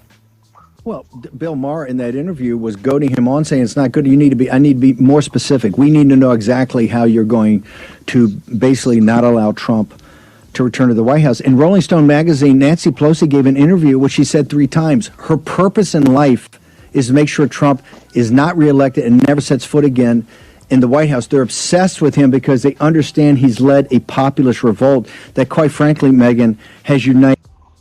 Can y'all hear that? Yep. Right. Disparate characters like Elon Musk, Robert Kennedy Jr., Danica Patrick, Tulsi Gabbard, Tucker Carlson, Steve Bannon, Megyn Kelly, all of whom have never agreed on anything, right? Totally. They were all united in kind of this. No, think about it. They united us in many others that, David Sachs and other people that have never been part of this have united us in an effort to understand we're trying to save the country. So Raskin and Mark Elias can't be dismissed. Mark Elias is the toughest election lawyer in the country. He set up an office in Las Vegas. That's how serious they are. Jamie Raskin is a brilliant constitutional lawyer. He has already said on many occasions he will not. They take the House by 1 seat, which is possible because the House is in the balance. They will not certify Trump on January 6th. They will say, hey, look, we had a committee. That committee was for 2 years. The Republicans never refuted and never dismissed the committee. They talked about it on Fox, but they never took action on it. Peter Navarro went to prison. Steve Bannon went to prison. We sent criminal indictments over on Trump. 3 of those went to a grand jury. He's indicted. They're all insurrectionists, and we're not going to seat him. And they're going to try to get a contingent election, set aside the election tomorrow. They're already drafting. Andy Biggs told us last week on the show that he knows Democrats are already drafting articles of impeachment on Trump in case they take the House by 1 seat. So this is trench warfare. People understand tomorrow is everything and we have to win. But don't think we're back in the 70s or 80s that there'll be congratulations, we'll get you next time. No, they're going to fight this every day with Mark Elias, the Culinary Union, their operatives, the media, MSNBC, Jim Rutenberg, and much, much more. And, billionaires, Reid Hoffman, underwriting things, fight it all the way through the new Congress being seated on January 3rd, fight it on January 6th. And even after he takes the oath of office in January, don't think it's going to get any better. There's not going to be any, honeymoon in 100 days, nothing like that. Every day is going to be a struggle. And one side's going to win and one side's going to lose. And what they hope to do is dispirit us and just say, we can't take anymore. I want to go play tennis or golf or pickleball or something. The side that wins here is the side that doesn't quit. If we don't quit, we'll win. And tomorrow is a big benchmark on how prepared we are to do the work that's necessary by working class people in this country to make sure you send a message to these folks that, hey, under no circumstances, whether I'm black, Hispanic, Arab American, wherever you're Jewish, a white working class, that, hey, we're going to take our country back. Guess what? Guess what? I'm going to just make a quick first statement because I'm about to get on this elevator. I'm about to cut out and then come back. But I'm going to say this much. This is the war of attrition we've been talking about. Okay? This is that sort of call to arms that you see at the end of the show. Okay? It took us a while to get there. Here where we at now with all the bullshit, all your kids being exposed to shit, economy being fucked up, all these immigrants telling you that you lazy and all this other bullshit. Guess what? Tomorrow we're going to see the beginning of that change. I mean, it's looking like a strong chance that we will. But, you know, we in for a long one. Honestly, we might as well march as far up they ass as possible with a motherfucking golden boot, right? Until midterms. And that's where I want people to understand. Take this momentum and run with it.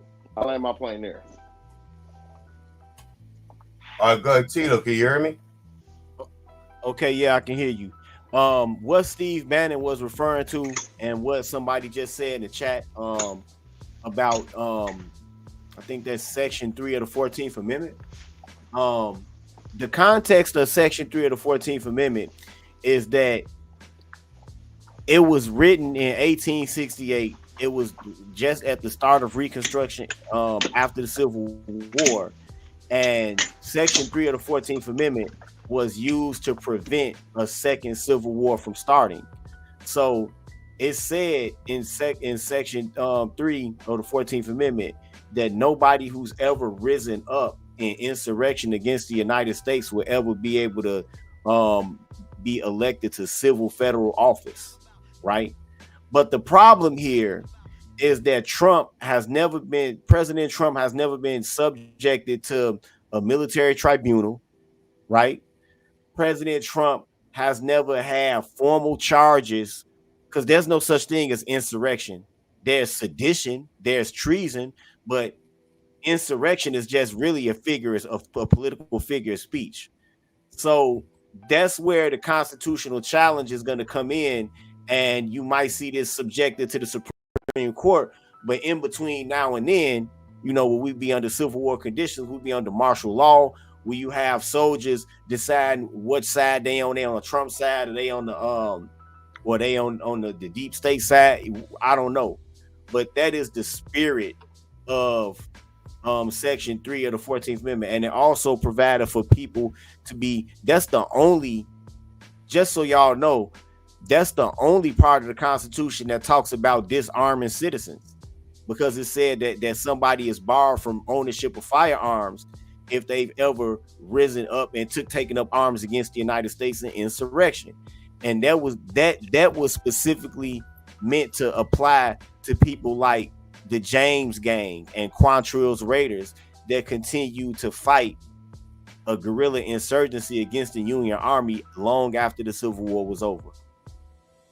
It doesn't apply to anybody in modern days because you're talking about people who were officially wanted for treason and sedition by the U.S. government after the Civil War was over. So when you see them Westerns and shit, they be talking about Jesse James, that's the part that they have from you with that lost cause bullshit, is that they were actually wanted for treason. It wasn't the bank robberies. They were robbing banks to fund their operations. They were wanted for treason.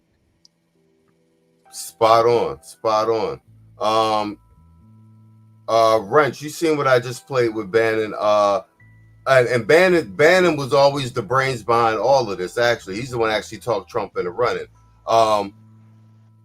Whatchamacallit? What you think about what he's saying is like they try. If he wins, then the next move is to try not to seat him. And if they get that one extra seat in the Congress, they already got the articles of impeachment already drafted. Like I said, it's gonna get messy. What you say? Yeah, bro.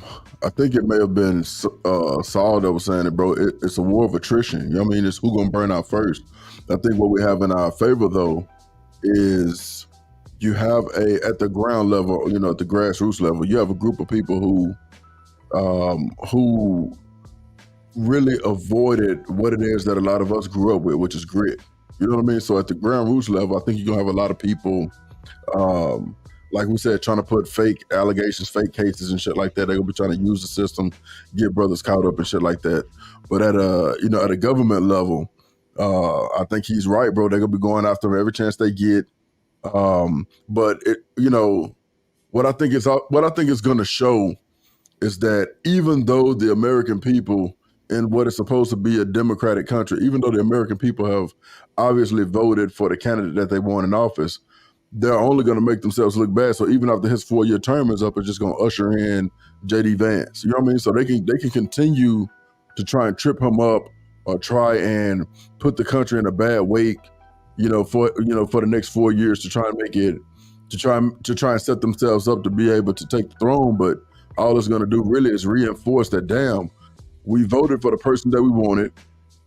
We made our, we cast our votes and made our decisions, but the Democrats, being sore losers, are trying to trip this dude up and hold the country up. You know what I'm saying? I think it's going to be seen as more, not so much as them going after Trump, but it's like, okay, he won, now get out of the way and let him work, versus, them putting themselves in a position to be able to take the presidency back.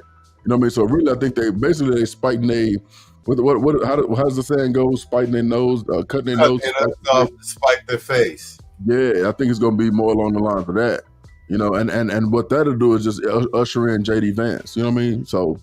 Oh yeah, you're right. JD Vance is up next. They grooming him for president. He'll after Trump, he is the best candidate because he done already proved he can whoop the fucking media's ass. He got that Stone Cold Killer. He got that down home white boy look. Like he really got it in spades. He said no news podcast said gonna be a lot of wig burning in the streets tonight. Yeah. Hey, that motherfucker say JD Vance was on Joe Rogan podcast talking about Furious Styles from Boys in the Hood. Yeah, so I think he and maybe that's his maybe that's his dog whistle to the brothers that, hey, I'm down, I get it, you know what I mean? And if that's the case, then shit, fuck it, we'll take it. But I think he has enough of a personality and it's definitely sharp enough, and then also has the background where his mother was addicted. You know what I mean? I know he said that she's 10 years clean now, but his mother was addicted and shit like that. So he has enough of a struggle behind him to really come out and say, hey, I'm just like y'all. You know what I mean? He was Appalachia poor. That's worse than ghetto poor, bro. Appalachia poor. That's real poor. Yeah. So yeah, man, I think that they're gonna trip themselves up trying to sandbag his presidency, bro. They're gonna put themselves in a position to where they're gonna put JD Vance in there. He gonna get that first term, and as long as he knock it out of the park, he's gonna fuck around and double up on their ass. So what you'll have, just like we've had 12 years of, we had 8 years, 4 years, and then this other 4 years under Biden. But we've had over the last 16 years, 12 of them have been under the Democrats. You know what I mean? They're gonna fuck around and flip it or keep messing with Trump, and it's gonna go the other way around, where they're gonna be looking at 12 years straight of Republican, you know what I mean, of a Republican White House. You know what I mean? Hell yeah. And on that note, actually, what you were saying about the dog whistle and people listening to the brothers now, more than ever, I'm gonna keep reposting it on the community tab. I'm gonna be dropping it in the chats. Y'all brothers need to, and shout out to Dr. Tierson Johnson because he's converted it into a PDF that can be easily emailed and sent via your text message or your phone. Get these 18 black male talking points around and circulated and memorize them and read through them. So when motherfuckers start asking motherfuckers, what do black men want? You got a fucking answer for them. Okay?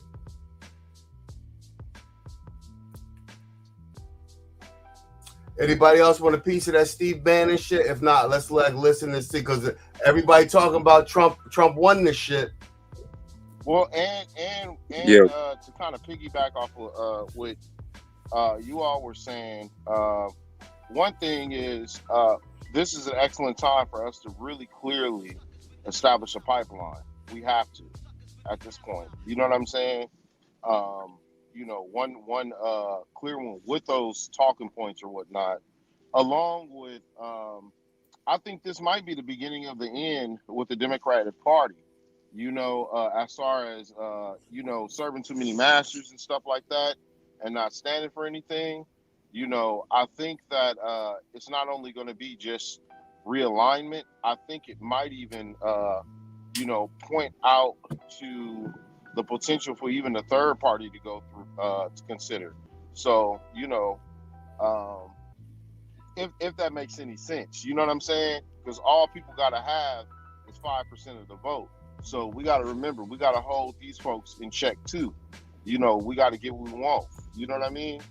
That's where I'm at. You know what I mean?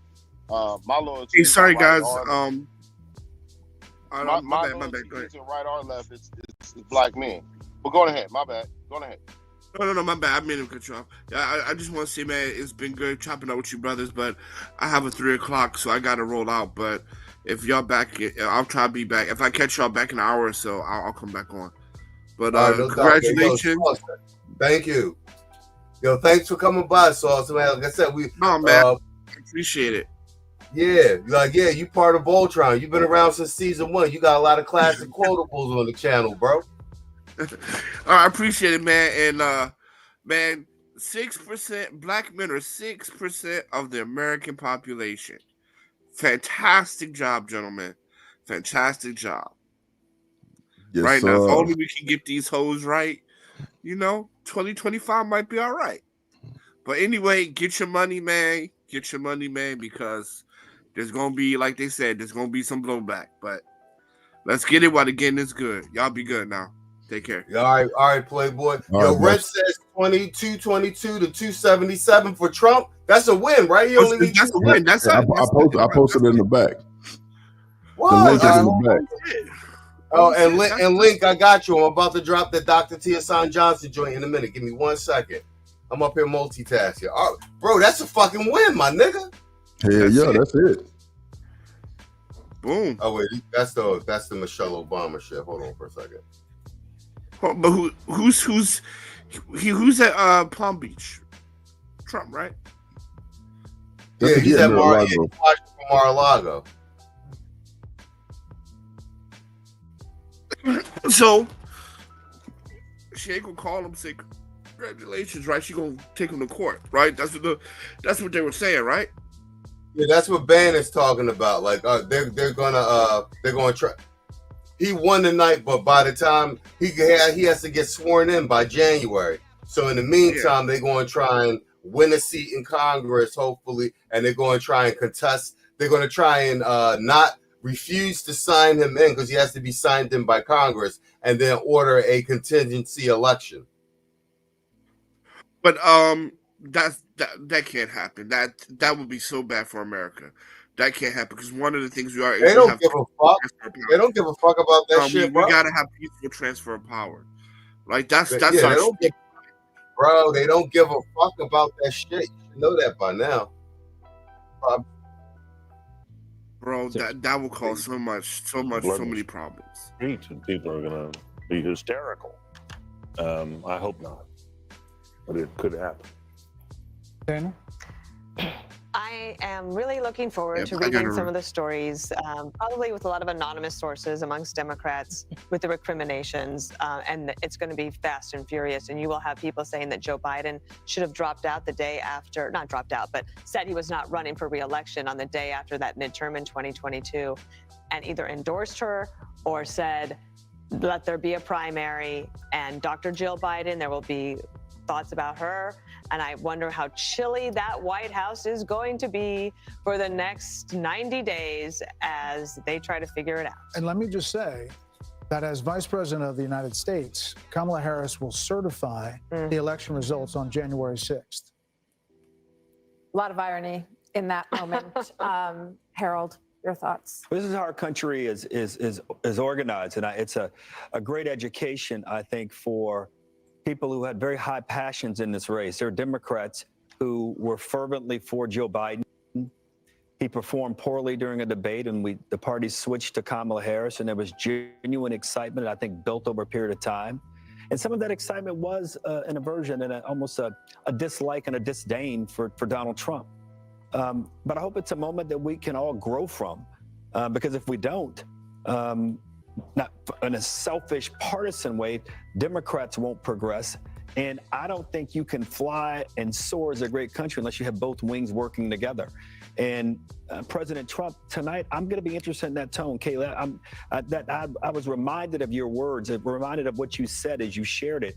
I remembered that story, and I hope and pray for the country tonight that President Trump, who has every right to be joyful, every right to celebrate, will give a speech with that tone tonight that in many ways could help him do all of the things that he campaigned on in this campaign. What does this mean for the never Trumpers, the Republicans, and the Lincoln Project people, and Bill Kristol, and people like that who Keep naming them. who seem to abandon everything they ever previously believed in order to oppose Donald Trump?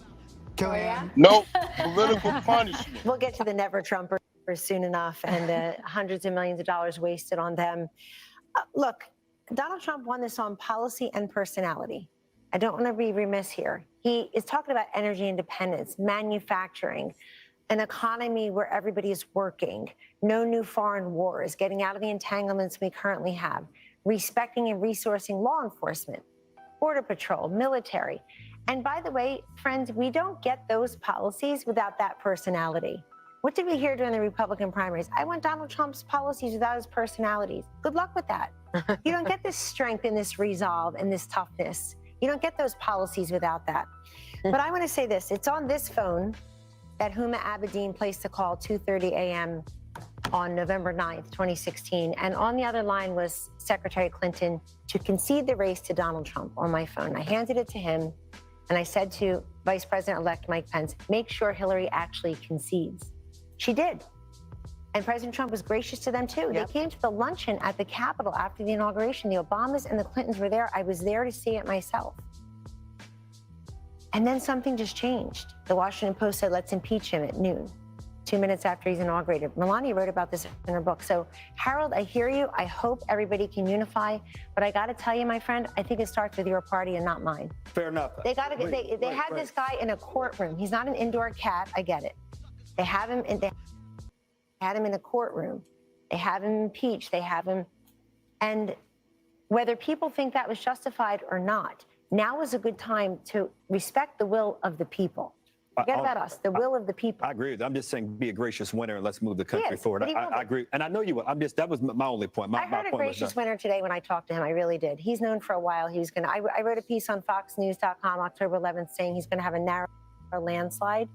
I think he's felt that for a while, but he wanted to go and earn it. And I even think the And she people didn't around earn him it. have to be gracious too. I think he will, but I don't that's a know him as well as you, different but I situ- yeah, hope that's a the people different around him question. can be gracious as That's a well. different Well, question. we can always hope. Yeah, well, that comes from the top. Once more, I just want to say how much money was spent on this election.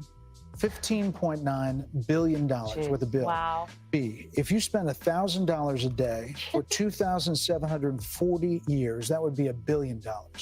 It was 16 times that. What has been spent on every race, the presidency, the whole deal. $16 billion.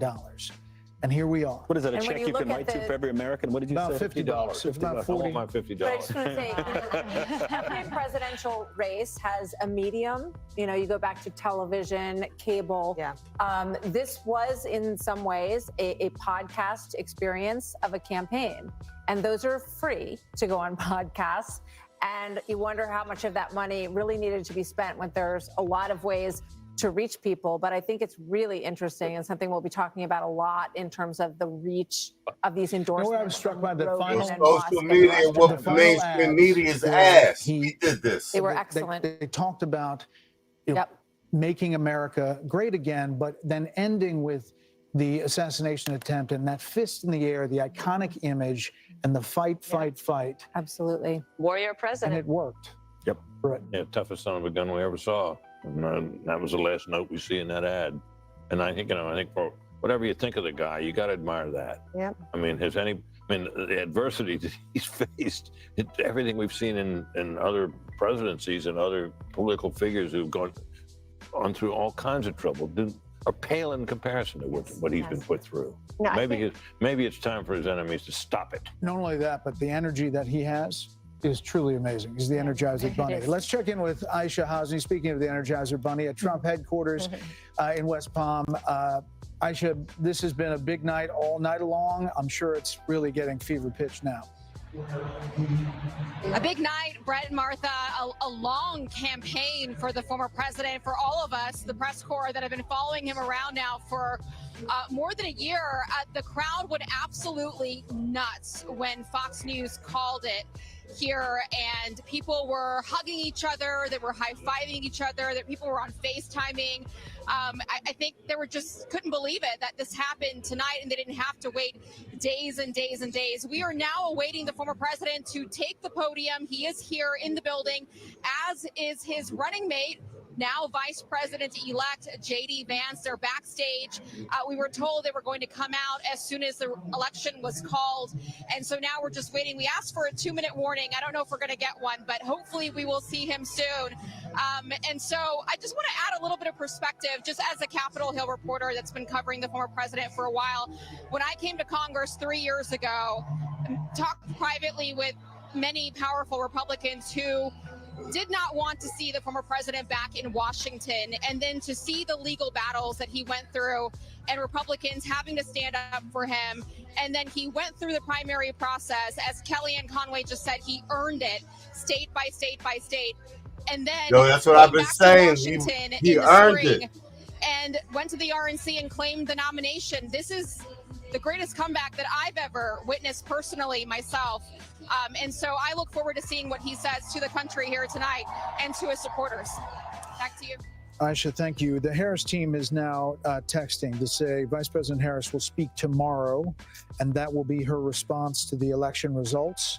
That's all we have from the Harris team, which is really she ain't going to concede tonight. She's going to speak tomorrow. I also just think it's a shame because I remember when John Kerry did this to George W. Bush in 2004, and you work so hard, and I know that they're disappointed, but you should concede and let your opponent have their election night, and let everybody that's there at Trump, at Mar-a-Lago, where are they? They're in Palm Beach. They're in West Palm at the convention center. At the convention center, like let them have their moment without anyone. Like I remember Andy Card had to come in and say, well, yes, we know we won, but we have to wait until John Kerry concedes, and then we all had to traipse back in the next morning and wait, and you don't get that moment. I don't think it's right. And that's not to say there's not going to be a phone call. There could be a phone call tonight, but she's not going to speak publicly. If there's a phone call, they have to make it public. And then nobody needs to hear from her. So if I were her, I would do it tonight. I mean, they had that whole setup in front of Howard University. Yes, all of her people were already there. Everybody was there, and it does feel like you want to just collect the moment and do it the way that people used to. They were holding out hope. They were holding. So she's not going to concede tonight, Patty. 90 minutes before that, they were told to go to bed. Yeah, I got that text. 90 minutes before all of this, Jen O'Malley Dillon, the Harris campaign person, said everyone can go to bed and come back tomorrow. So she didn't even address her own supporters. We want her to call President Trump. She didn't talk to the people who were assembled there for hours for her. It just seems very ungracious. By the way, it ended up being a very bad split screen. You probably couldn't see it in here, but they're filing out, and he's expanding his folks, and they're all excited for him. Look, I think that Kamala Harris was a sign of the times, but I think that Trump's a metaphor for the country. And when he says we don't surrender, fight, fight, fight, we get back up, I just think I think that's what it is. The other thing I just want to say, maybe it's as a Catholic, maybe it's just as a Trump supporter, maybe it's just as a flawed human being. We all get second chances in this life. Rarely do we get a second chance as big as this one. And I have got to believe the man that I know and that Kayleigh worked with is going to work with a certain alacrity and energy to get things done very quickly. What he can do through executive order, what he could do with the Congress, bringing in the governors. Nobody gets a second chance this big in their lives and just puts it on the shelf like it's a trophy or a gold star. He's going to use that as a platform for good and undo some of these bad policies, and I think do even better. You know, these celebrities, these athletes, he's got job creators and innovators. He's got Elon Musk and Dana White. He's got people who make stuff who people say, wow, there's an American success story, and he's going to bring them aboard. So Vice President Harris has now encountered what is known as the Van Buren curse. It's the failure of the vice president to get to the presidency. Only two have done it, and that is Martin Van Buren in 1836 and George H.W. Bush in 1988. The question is what the Republican Party looks like now. And Kayleigh, it's a multiracial party, to your point. It's working class, and maybe it's the future. I mean, it's Elon Musk. It is Joe Rogan and podcast. It is, there's an opportunity here on both parties to realign and change. There are going to be a lot of conversations that go on to that end. Who is the next standard bearer for President Trump? Is it J.D. Vance? Is he the one who picks up the torch after a 4-year legacy-defining term with the success that Kellyanne's describing? Is it J.D. Vance that picks it up? There's going to be a conversation about ground game. I mean, Kamala Harris over the weekend, they were saying they were knocking 1,000 doors a minute, and I have no reason to doubt that. It was an extraordinary ground game, but do ground games matter as much as podcasts, as much as real, authentic, they viral said the moments quiet like part out President loud. Trump on the garbage truck, or President Trump at McDonald's? These viral moments that really captured the attention. Yo, they said the quiet part out loud. Do they matter as much as podcasts in these viral moments? Yo, we did it, guys. Guess what? This is that Sonic Army we was talking about, right? Yes, sir. Ready to the Armada, bro. Ready to the Armada. War of attrition. Yo, we've been preaching this for 1.5 years, bro. Yo, me and Saul slow walk this shit down, bro. Yo, we did. Yo, this channel is patient zero with the disease and the virus that went viral, bro. Like, yo, what was the bitch's name? Abrams. We made her lose governor. Yo, we single-handedly affected a presidential election, bro. Yo, wrap your heads around this, bro. Black men. Y'all hear that? And then you got to think the brain trust of the manosphere proper. I'm talking about mainstream defers to the black manosphere. Facts. Oh yeah, that's right. But guess what? The manosphere doesn't do shit to affect the real world. Y'all remember that shit? Mm-hmm. Yeah, I remember some bitch ass niggas saying that shit.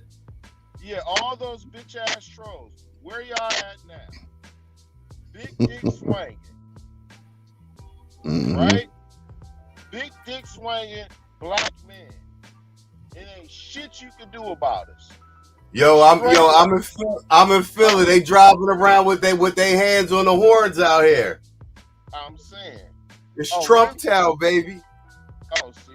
People are tired of that weirdo shit. Get that shit the fuck up out of here. You know what I'm saying? You know it's a fucking problem if black men are complaining about it. You know it's a fucking problem. Canary in the fucking coal mine. That shit is weird. You know? And Yo, SKC got a. I'm saying I knew it was something wrong when this white boy told me this. Look, I know black men. I know black families. I watch the movies. I watch commercials. It ain't that many motherfucking gay ass black people.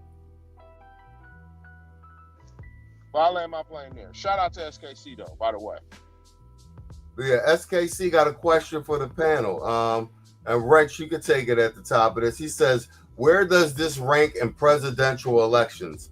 Some are saying it is unprecedented, primarily because of all the things Trump had to overcome to get back to 47. Yeah, that and also black men rallying the masses and pushing away and talking policy and not voting with the women. But what say you, Rex? Hey, yeah, man. I can't give you the historical context because I'm not well versed enough on that without doing the research first. But what I can tell you, bro, community anthropology, and even the other brothers that are in the room right now, and the brothers that are listening to the restream, is that, bro, you think about where we came from to get to this point now, bro. We literally had to undo years or generations of programming that said we're supposed to go along with the culture. You know what I mean? We literally had to go against, you know, people that you legitimately love, whether it's your family members, your children, aunts, you know, mothers, you know what I mean, fathers, uncles, you know what I mean, the people that may have looked out for you and reared you. You know what I mean? We have to go up against a media machine that anybody else probably would have folded under the pressure. We had to go against a smear campaign on our very image, not only from Keisha and them, but the LGBTQ community, the Democrat Party itself. You know what I mean? We had to go against brothers that we were actually advocating for that looked like us but didn't want to come along, right? They didn't want to be a part of the outcasts, so to speak. You know what I mean? We watched them celebrate the passing of one of the brothers who actually brought the relationship conversation to the mainstream, and Kevin Samuels. You know what I mean? We watched them celebrate the passing of a lot of brothers in the space. You know what I mean? And we watched them get away with open misandry on these very same platforms. You know what I mean? The divested zealot chick, the Cynthia G's, all of the chicks that come out, bro. So there were more than, you know, this is precedented because for the first time in my lifetime, black men said, man, you know what? We are going to lace them up tight. We're going to strategize, and we are going to, all of us have a true north. You may do it a different way. You come to my channel, you're going to see some, what look like it's going to be some really surface level shit, and I'm going to throw some medicine into the candy in there.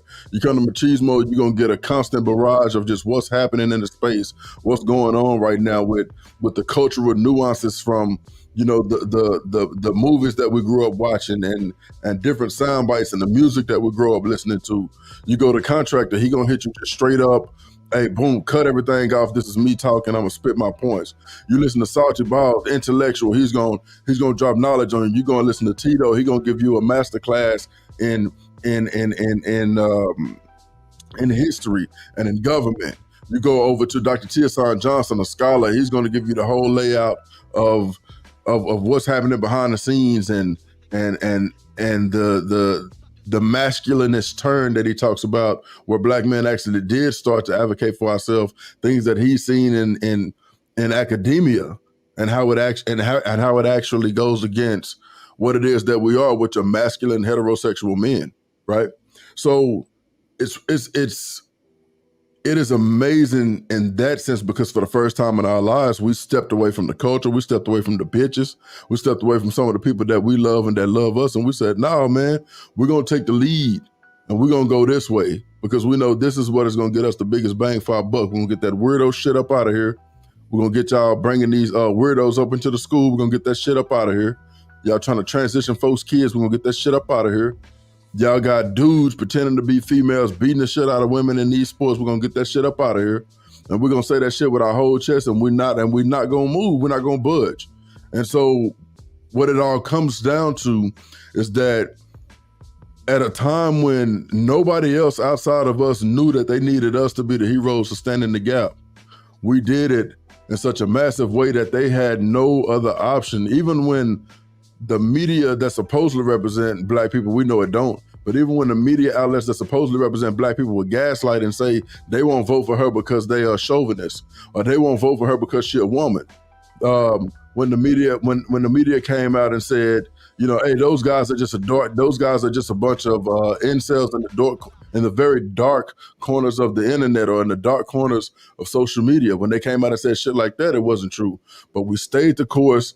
We said it with our whole chest, and here we are looking at something that we directly affected. 25% of black men in the state of Georgia voted, 25% of black people in the state of Georgia voted, I want to say black men in the state of Georgia voted red.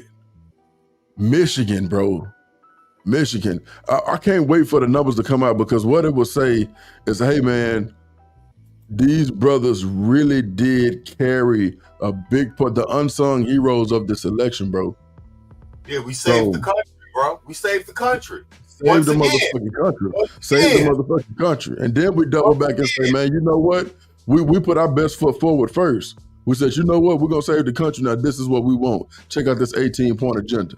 If you want to interview anybody from this space and you want to know who we are, go and talk to Dr. Tia Son Johnson. Go and talk to Dennis Spurley. Go and talk to, you know what I mean? There's so many people that they can go and talk to if they really want to know what's really cracking right now.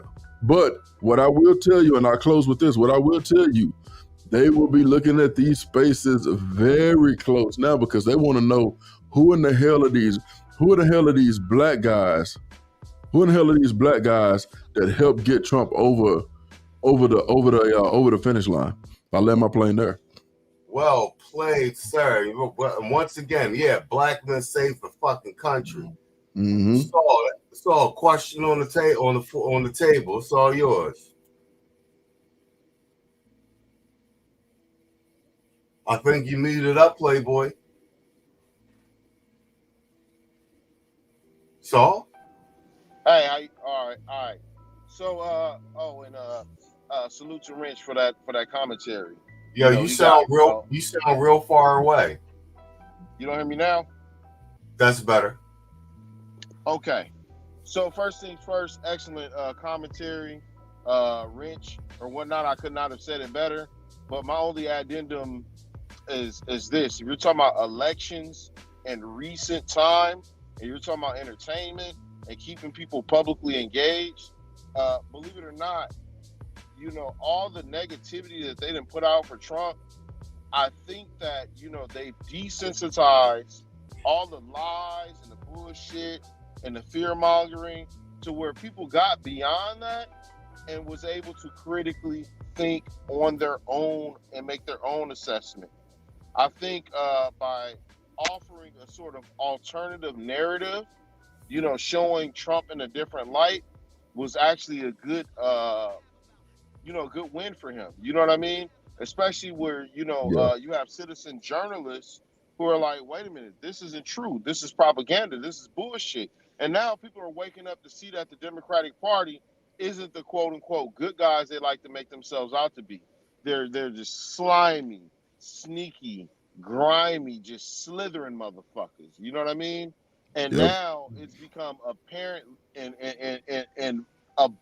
abundantly clear at no time ever that, you know, the Democratic Party has lost this sort of moral veil, at least to the public. The media has lost their moral veil or whatnot. And people are starting to see the machine for what it is. From academics trying to tell you what is information and what is not information, with them getting, you know, academic journals retracted from lies, to multimedia organizations and stuff trying to censor information, trying to make sure that you don't actually get the truth. I'm talking about public record truth, where, you know, you have .gov articles being posted on Facebook being censored, onto, people who are crashing out on media. Like, I've never seen in any era of any history in recent time how many fucking anchors are fired. Okay? You know, and I think, I would say since at least the 60s, I think this is the most politically engaged Black men have been about their issues for the most part since then. And I think it's a beautiful thing because we want order. We want structure. We want, our families to live healthily. We want economic viability. We want independence. We don't want people all in our business, and we don't want people projecting their own ideologies and all that other stuff, where you're told, hey, why don't you select, quote unquote, the lesser of the two evils? And, you know, you got to compromise your religion and your culture and your outlook and stuff like that, while they practice selective tolerance. You're tolerant of gay folks, you're tolerant of immigrants and their culture and their religion, but you're intolerant of Black people and their religion, their culture, and their ability to, have a sort of outlook on life as well that vibes with what they've been doing for generations, you know? So that's my take on it. And thanks for coming through, XKC. I'm gonna have to go on ahead and make my rounds, come on over there. And he's most definitely a day one himself. He's one of the one of the first ones that, hey man, I like what y'all doing over there. So salute to KC. That's fact. So, all right. But yeah, man, we did it, man. You all have something to point out to. Last point. You all have something you could point to. So anytime in the darkness of the night and you get tired as a black man, you being burned on two ends of the stick, when you put them fucking headsets on, you turn that computer on, you turn that mic on, and you think it don't go nowhere, guess what? That sort of darkness in that digital world has answered. And it's going to make an impact on your life and mine. I'll land my plane there. Well played, sir. Shout out to Tevin King with the $5 super chat. He says, Trump strikes again. Ha ha. All those that stab him in the back are at home right now panicking for what is to come, man. You ain't never lie. Man, fuck all you hoes. Fuck you and your mammy and your granny too. And fuck all you hoes. I'm sick of this shit. Fuck all you hoes. And fuck all you. Don't give a damn, bitch, what you wanna do. And fuck all you hoes.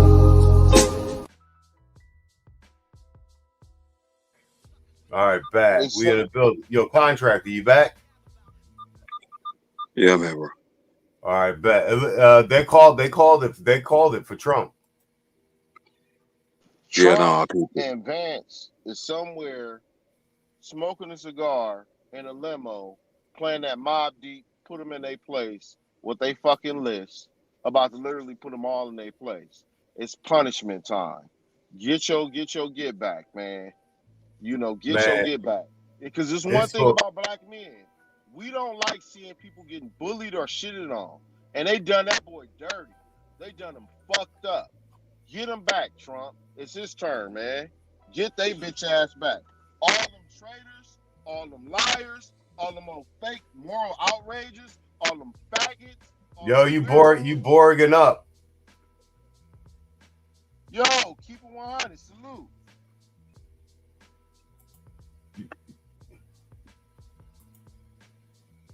Yo, can I go? Yo, 100. I see you in the chat. Hold on, I'm gonna drop the link for you. Go ahead, contract. That's all you. All right. I'm gonna be real with you. Bro, y'all know what I used to do. Y'all know how I am. I done dump my whole life story out this bitch. You put it on display. You brothers, everybody on this panel, everybody that was here before, y'all made me care about politics. Bro. Mic check. Yeah, you sound good now. Yeah. Y'all made. Mic check. Yes, sir. All right. Y'all made me care about politics. Man. It's revenge time, man. You stepped all over contractor. Hold on for a second. All right. Oh. Go ahead, contractor. You can finish. Y'all made me care about politics. Y'all got me back re-engaged into the world and how shit work over here, bro. I was disengaged and I wasn't paying attention to none of this shit. You know what I'm saying? I had one mission, one focus, one goal, get my bag, get the fuck on, and just roll out. But I will say this. To my brothers, this is a hell of a goddamn achievement. You see what happened when we fucking unite? Real shit. Oh, the black male vote is not important until it was, right? The black male vote don't count for nothing until it do. So at the end of the day, we've literally we proven that we mad about this motherfucker. You see, well, you know, I ain't gonna be petty, but fuck you, Kami. Yeah, and all the programs you had. But you see how when we unite and we come together as a collective, how shit works out. Held America a motherfucking hostage and said, "No, bitch, we won't go until you recognize us." You see what happened when you stopped fucking with Keisha so tough? How change fucking happened? Just like that. That's facts. That's facts. You Yeah, dig? real. I'm just saying, bro. I've seen my brothers move fucking mountains down this bitch. You know what America do, dog, to them foreign countries? Have you seen that shit? Machismo, I know you have, but have you really seen that shit? Yes, sir. You know what I mean? Yes, sir. It's meat market, Class man. whole government entities. You know what I mean? Yo, yes, sir. Me and you used to do Yeah. the dirty work. Me and you used to do the dirty work. You know. You Yeah. know. Yeah. But these niggas, these black ass, nuttin' ass niggas, then held the whole motherfucking thing up. And it don't move unless we say so. This the power that we fucking hold here, bro. Oh, brothers. That's what I be talking about. Once you recognize that shit, apologies, but you can't unsee it no more. I was tired as a motherfucker. I'm trying to check the fuck out and go to sleep because I got some shit I got to do tomorrow. But Wrench breathed life back into me with that when he was talking. Saul breathed life back into me when he was talking. Real shit. Now we get things back in order. Will it be instantaneous? Fuck nah. It's gonna take time. Now whatever bug or whatever the fuck they have to send out to fake Wait, terrorizers. wait, he about to speak. Let's go. All right, bet.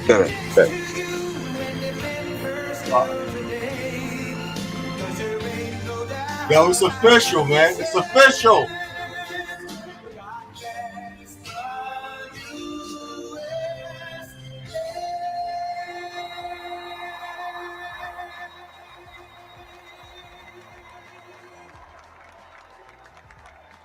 Thank you very much. Wow.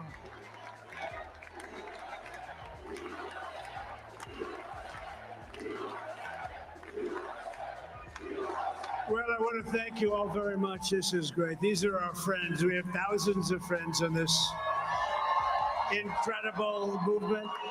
This was a movement like nobody's ever seen before. And frankly, this was, I believe, the greatest political movement of all time. There's never been anything like this in this country and maybe beyond. And now it's going to reach a new level of importance because we're going to help our country heal. We're going to help our country heal. We have a country that needs help, and it needs help very badly. We're going to fix our borders. We're going to fix everything about our country. And we made history for a reason tonight, and the reason is going to be just that. We overcame obstacles that nobody thought possible, and it is now clear that we've achieved the most incredible political thing. Look what happened. Is this crazy?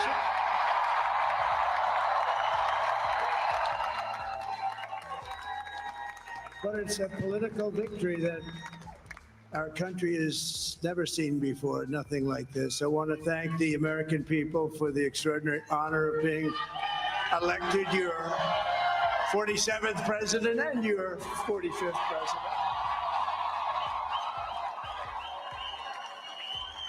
And every citizen, I will fight for you, for your family, and your future. Every single day, I will be fighting for you, and with every breath in my body, I will not rest until we have delivered the strong, safe, and prosperous America that our children deserve and that you deserve. This will truly be the golden age of America. That's what we have to have. This is a magnificent victory for the American people that will allow us to make America great again. And in addition to having won the battleground states of North Carolina, I love these places, Georgia, Pennsylvania, and Wisconsin, we are now winning in Michigan, Arizona, Nevada, and Alaska, which would result in us carrying at least 315 electoral votes.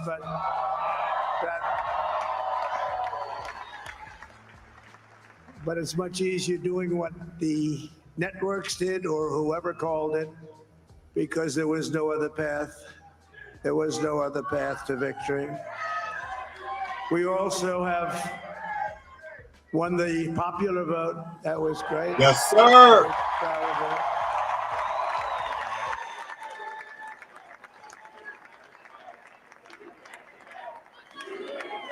Thank you.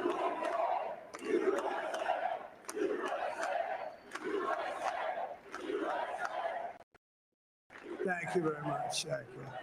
Winning the popular vote was very nice, I will tell you. It's a great feeling of love. We have a great feeling of love in this very large room with unbelievable people standing by my side. These people have been incredible. They've made the journey with me, and we're going to make you very happy. We're going to make you very proud of your vote. I hope that you're going to be looking back someday and say that was one of the truly important moments of my life when I voted for this group of people beyond the president, this group of great people. America has given us an unprecedented and powerful mandate. We have taken back control of the Senate. Wow, that's good. Yo, get them up, get these Democrats out of here. In Montana, Nevada, Texas, Ohio, Michigan, Wisconsin, the great Commonwealth of Pennsylvania. We're all won by the MAGA movement. They helped so much. And in those cases, every one of them, we worked with the senators. They were tough races. And I mean, the number of victories in the Senate was absolutely incredible. And we did tele-rallies. We did tele-rallies with each one of them. And sometimes we did 2 or 3 and it was amazing to look at all of those victories. Nobody expected that, nobody. So I just wanted to thank you very much for that. And you have some great senators and some great new senators. And it also looks like we'll be keeping control of the House of Representatives. Nice. All right, so they can't even do that shit. They can't even do that impeachment shit now. You got the House and the Senate. Terrific job. Terrific job. I want to also thank my beautiful wife, Melania, First Lady.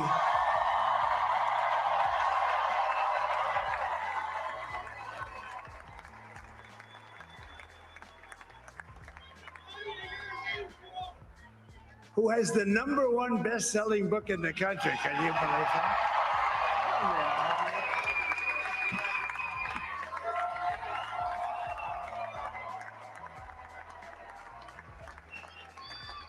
No, she's done a great job, works very hard to help people. So I just want to thank her, but I want to thank my whole family, my amazing children, and they are amazing children. Now, we all think our children are amazing. Everybody here thinks their children are amazing, but that's a good thing when you think they are. But Don, Eric, Ivanka, Tiffany, Barron, Laura, Jared, Kimberly, Michael, thank you all. What a help. What a great.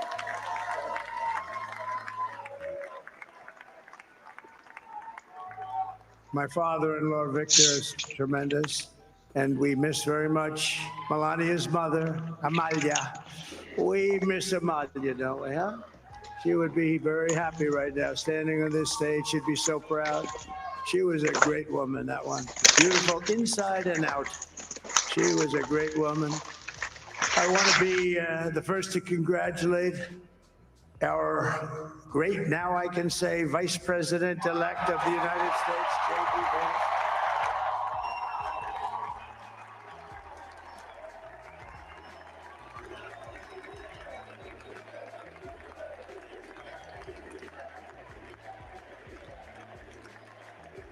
And his absolutely remarkable and beautiful wife, Usha Vance. And he is a feisty guy, isn't he? You know, I've said, go into the enemy camp. And you know, the enemy camp is certain networks. Yo, I told you we stick to A lot one of of people them don't niggas. like I it. Sir, told do you. I have to do that? He just goes, okay. Which one? CNN, MSDNC? He'll say, all right, thank you very much. He actually looks like, he's like the only guy I've ever seen. He really looks forward to it. And then he just goes and absolutely obliterates them. Yo, all right. Yo, we all seeing the Say same a shit. couple of words here.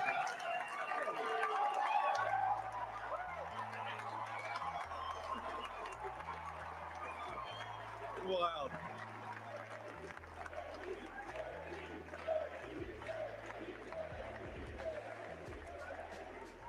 Well, Mr. President, I appreciate you allowing me to join you on this incredible journey. I thank you for the trust that you placed in me. And I think that we just witnessed the greatest political comeback in the history of the United States of America.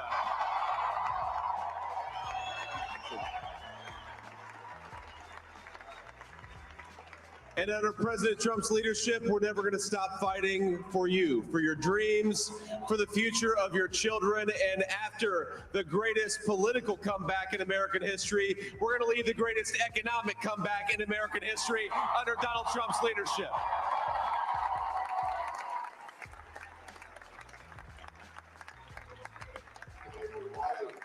Thank you very much. He's turned out to be a good choice. It was a good choice. It was a good choice.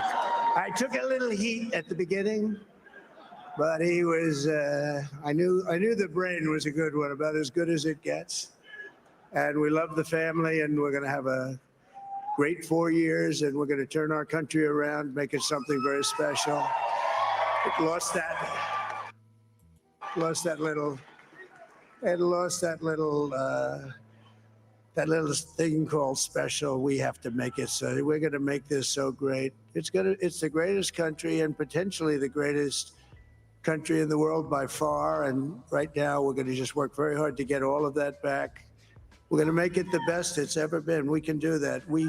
If we had to wait longer, I don't know. It was going bad, and it was going bad fast. We're going to have to seal up those borders, and we're going to have to let people come into our country. We want people to come back in, but we have to let them come back in, but they have to come in legally. They have to come in legally. Let me also express my tremendous appreciation for Susie and Chris, the job you did. Susie, come here. Come here, Susie. Chris, come here, Chris. Susie likes to stay sort of in the back, let me tell you. The Ice Maiden, we call her the Ice Maiden. What? Say something? Come here, Chris. Come here, Chris. Susie likes to stay in the background. She's not in the background. Come here, say something. This was unexpected, but I just want to thank, obviously, President Trump for this journey. It was a great one, and he's a hell of a candidate. And he's going to be a hell of a great 47th president. And this team that we had, the best team, and of course, even my boss, Susie Wiles, the best. Thank you. Thank you. You see how his hatchet woman ain't want to be on the camera? Susie, they're great. Everybody up here is great. Everybody up here is very special. But the Trump, who did you say? Oh, let me tell you, we have a new star. A star is born, Elon. No, he is. Now he's an amazing guy. We were sitting together tonight. You know, he spent 2 weeks in Philadelphia and different parts of Pennsylvania campaigning.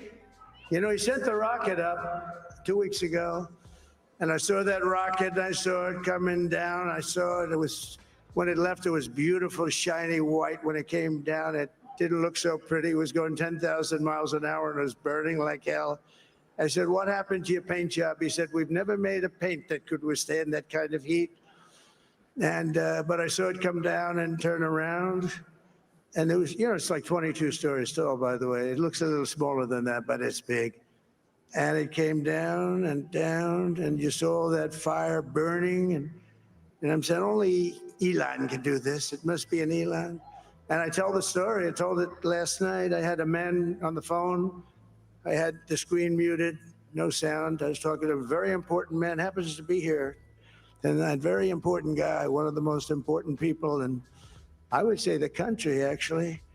But, you know, I was president, and now it looks like I was going to be maybe president again. So I figured I could ask him to hold. So I asked him to hold. And because, especially because you're going to be president again, they hold.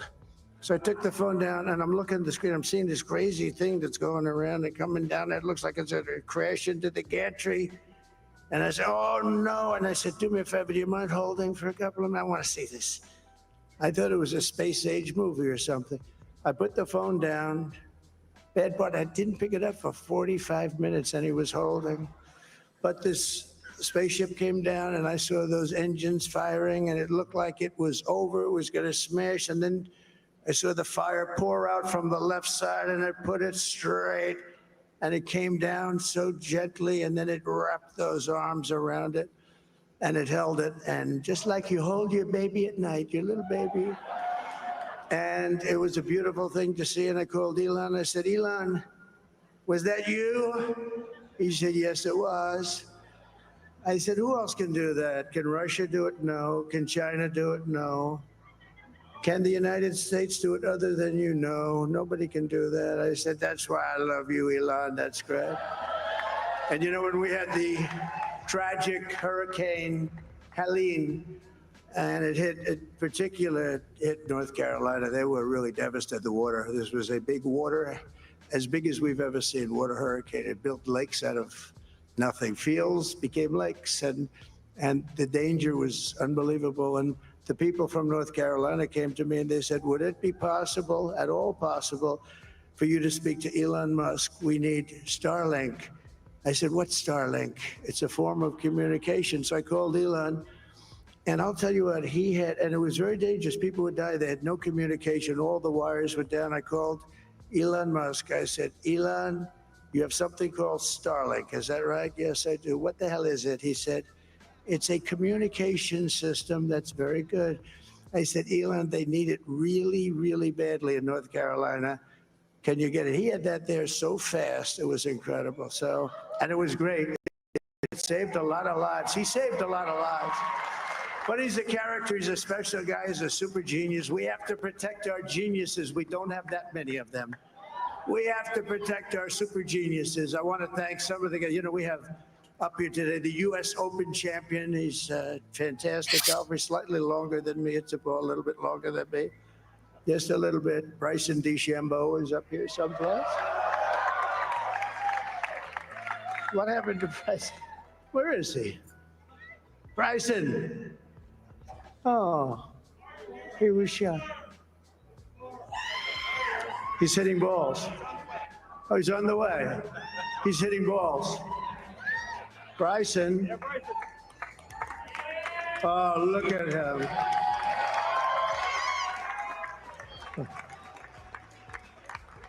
He had he's got a great career going. Great U.S. Open, Bryson. That's a fantastic job. And we also have a man, Dana White, who has done some job. He's a tough guy.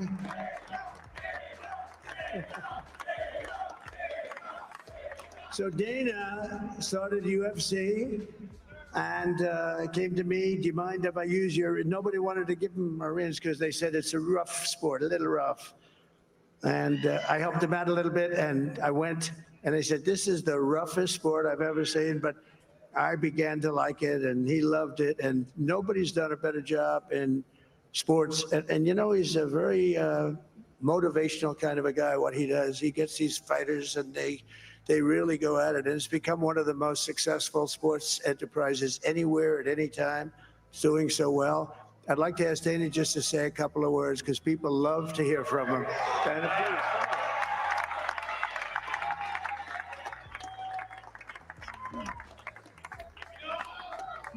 please. Nobody deserves this more than him, and nobody deserves this more than his family does. This is what happens when the machine comes after you. What you've seen over the last several years, this is what it looks like. Couldn't stop him. He keeps going forward. He doesn't quit. He's the most resilient, hardworking man I've ever met in my life. His family are incredible people. This is karma, ladies and gentlemen. He deserves this. They deserve it as a family. I want to thank some people real quick. I want to thank the Nelk boys, Aiden Ross, Theo Vaughn, busting with the boys, and last but not least, the mighty and powerful Joe Rogan. Joe Rogan. Fucking right, Joe Rogan. And thank you, America. Thank you. Have a good night.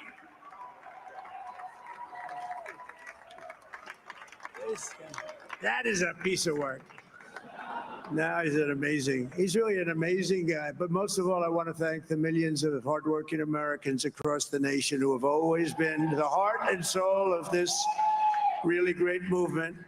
We've been through so much together, and today you showed up in record numbers to deliver a victory like like no other. This was something special, and we're gonna pay you back. We're gonna do the best job. We're gonna turn it around. It's got to be turned around. It's got to be turned around fast, and we're gonna turn it around. We're gonna do it in every way, with so many ways, but we're gonna do it in every way. This will forever be remembered as the day the American people regained control of their country.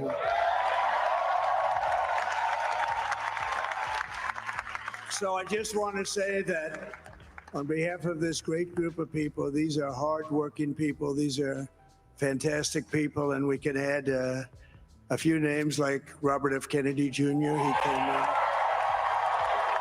and he's going to help make America healthy again.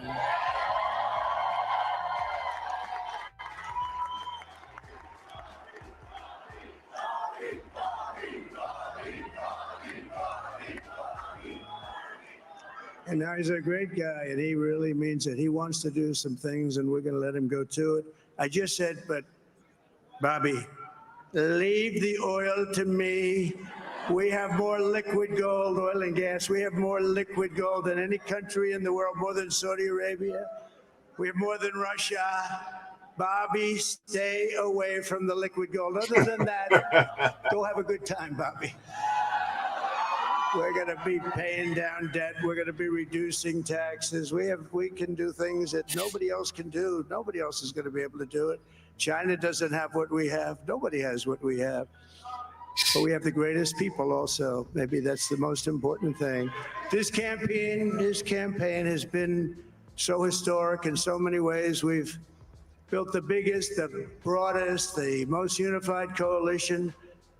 They've never seen anything like it in all of American history. They've never seen it. Young and old, men and women, rural and urban. And we had them all helping us tonight. When you think, I mean, I was looking at it, I was watching it. They had some great analysis of the people that voted for us. Nobody's ever seen anything like that. They came from all corners, union, non-union, African American, Hispanic American, Asian American, Arab American, Muslim American. We had everybody, and it was beautiful. It was a historic realignment, uniting citizens of all backgrounds around a common core of common sense. You know, we're the party of common sense. We want to have borders. We want to have security. We want to have things be good, safe. We want great education. We want a strong and powerful military, and ideally we don't have to use it. You know, we had no wars, 4 years, we had no wars, except we defeated ISIS.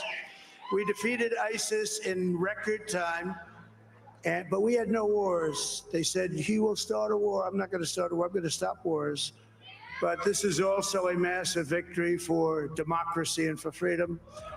Together, we're going to unlock America's glorious destiny. We're going to achieve the most incredible future for our people. Yesterday, as I stood at my last stop on the campaign trail, I'll never be doing a rally again. Can you believe it? I think we've done 900 rallies approximately from them. Can you imagine?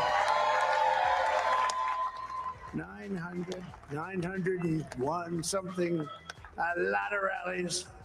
And it was sad. Everybody was sad. Many people, I said, this is our last rally. But now we're going on to something that's far more important, because the rallies were used for us to be put in this position where we can really help our country. That's what we're going to do. We're going to make our country better than it ever has been. And I said that many people have told me that God spared my life for a reason.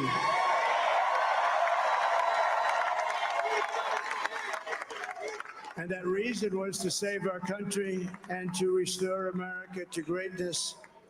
And now we are going to fulfill that mission together. We're going to fulfill that mission.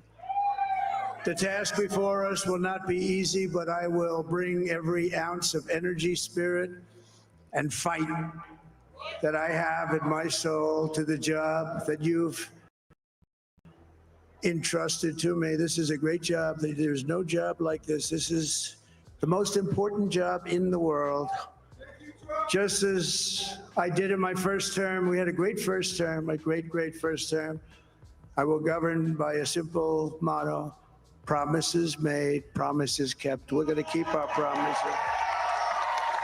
Nothing will stop me from keeping my word to you, the people. We will make America safe, strong, prosperous, powerful, and free again.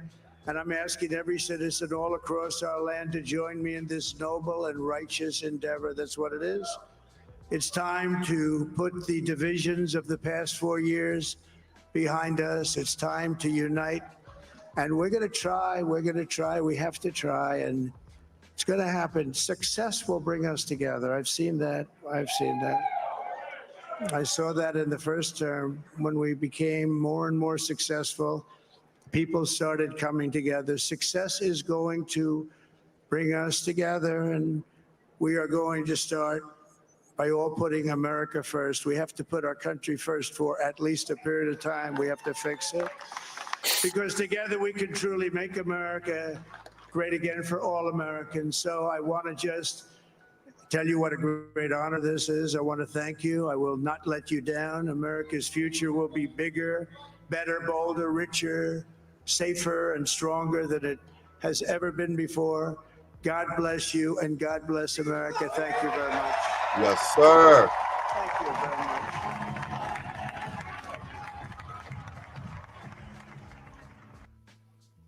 Yes, sir. Hold on, let me get these 2 super chats out the way from Tevin King, and I'm going to let you guys rock. Hold on for a second. Shout out to Tevin King with the $5 super chat. He said, Trump strikes again. Ha ha. Oh, wait.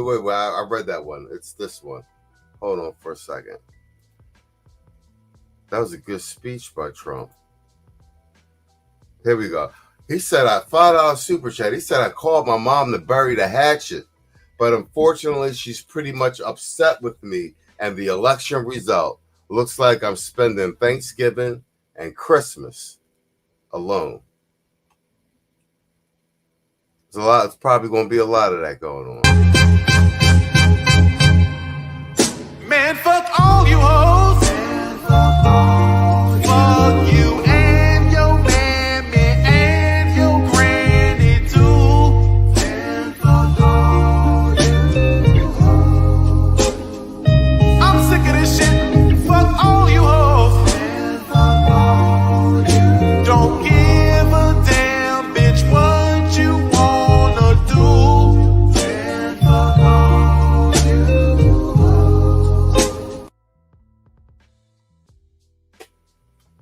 Damn. All right, well, that was the speech, man. We stayed up and make sure this brother won. Wrench Contractors, just the three of us up here. What you got?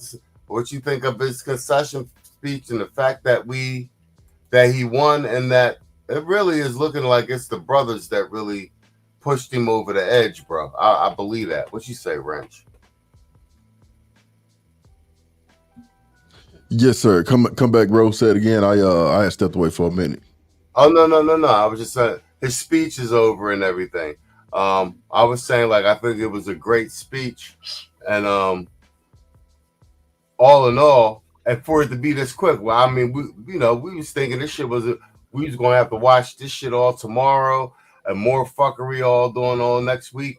That shit got wrapped up in a couple hours, and like I said, that 25% of the brothers is that really pushed this man over the mark, and remarkably and quickly. He won the popular vote as well.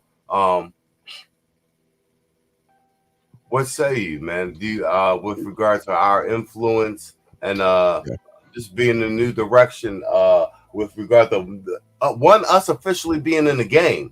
The whole end of the campaign was black men policy, black men this, that, and the other. So as far as I'm concerned, we finally in the game. People got their ears peeled because bear in mind they won this election with this coalition and with black men leading the charge. So that being the case, we got this leverage. You don't get this type of win without dealing with us now. You feel me? What say? Yeah, for shit show, man. I've said it a few times, man. Whether it's on my channel, whether it's on this channel, I would always say time will tell that we're on the right side of history. Yes, sir. And this is what I meant. You know what I mean? You know, we knew that what we were doing, it was a worthwhile endeavor. You know what I mean? We stayed the course, and we knew how out of order Keisha was. You know, bro, you think about it, man. What type of person, if you really understand what it means to be taken seriously, and you really understand what it means to have some really heavy lifting to do, as we need to do from a cultural standpoint, who would allow someone to parade entertainers on their behalf, to parade entertainers out and have them shake their ass towards the camera and basically put on a minstrel show on their behalf from a systemic level? You know what I mean? There's who would, if you really understand what power looks like, and if you really understand what representation looks like, who would allow for Billy Porter to be publicly kissing the hand of somebody whose mentor was a known white supremacist in Joe Biden? You know what I mean? Who would advocate for having Sexy Red with her ass turned towards the camera, endorsing a candidate? You know what I mean? And the candidate embracing that. You know what I mean? So I think not only have we made our mark, not only have we put it on the wood, bro, but we done saved a lot of motherfuckers from themselves because they don't have enough common sense to understand what real power looks like, or what it looks like when people are actually making a mockery of you. I would say the way that we save people from themselves, bro, is because we were literally on the verge of having the black vote replaced with a bunch of immigrants that they opened the border for to come in for that specific and sole purpose. You know what I mean? So, yo, you spot on, like, bro, like this is not no sort of what do you call it, like hyperbole or nothing. Like, you know how we've been saying like that black men have fought in every war since this Revolutionary War, and we've been the heroes of most of the wars. We turned the tide in the Civil War, World War I, World War II, Vietnam. This is the same thing, except there ain't no guns. We did it with laptops and phones. Exactly. We saved the fucking country, bro. Exactly. And we saved everybody, the white people, the Keishas. You understand what I'm saying? We got immigrants in here taking over complexes and everything, inflation through the roof and everything. A handful of black men said, oh no, this is not going. We don't care what Keisha's saying. And we done turned the tide of this election. Facts. Turn the tide of the election, and even so, bro, put America in a position to regain its rightful place as a decision maker on the world stage instead of a bunch of hostile countries licking their chops trying to see who is going to be the next leader. Who are we going to put a weak leader in place? You know what I mean? Not only have we really staked our claim as far as the direction of the country and the direction of the culture, but the rest of the country actually agrees with us also. You see what I mean? So that's what I mean when I say that we, time will tell that we are on the right side of history, because shit, the country proved it tonight. You know what I mean? I mean, this shit was a landslide, bro. This was an ass thrashing. You know what I mean? So and we. Hey, you on mute, bro? It's fucking StreamYard. It's fucking me all night. Yo, bro. Like I said, inside the motherfucking booth. This means everybody just went down there and was like straight down the line Republican, because we won the Senate and the House. Facts, bro. Facts. Pennsylvania, we have a Republican government. Governor. We have it. As soon as I seen that, I said, "Oh, it's over." Yo, Bob Casey been in there for like 20 years, bro. Yeah. Yeah. 20 years. Yeah. I definitely voted red all the way down the ballot, bro, especially with the number of Californians that Californians and New Yorkers that we have coming to the state. See, another thing too is we're getting ready to start a Texas stock exchange. You know what I mean? Over the next couple of years. So for the brothers who invest and stuff like that, that's something to be looking out for.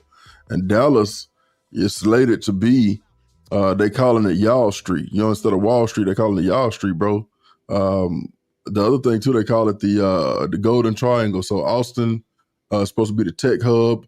Houston is supposed to be oil and gas, and Dallas is the financial hub. You know what I mean? So Texas is about to take off, bro. There's no way these people have messed up their own states and relocated and think they're gonna do the same shit down here. So I voted red down ballot across the board. I don't want no part of anything that any of them bring, bro, especially if they can sit by, sit on their hands and watch these people literally advocate for reassigning the gender of kids or circumvent parents whose kids are in schools, go around their own teachings and install their own belief system into folks' kids, bro. There's no way I could ever support a party like that. And I've sought out anybody who even could, you know what I mean?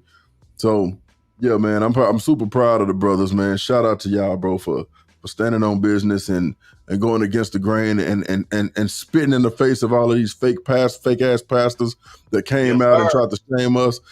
These fake ass entertainers, the Ricky Smileys and the Steve Harveys, fuck all of them, the D.L. Hugleys. All of them people that came out and tried to shame and finger Obama bitch ass, all of them who came out and tried to finger wag us, bro. I'm so proud that we were able to spit in their motherfucking face tonight. I land my plane there. Oh, bro, I'm glad you mentioned that on the tail end of that. That's the other thing. All the snakes that came out the grass, man. We know your name and we know what you look like now. Oh yeah, they thought they had it in the bag. Yo, they didn't all expose the. Okay, honey. All right, I'm gonna drop the link, honey. Yo, you seen this? Yo, we got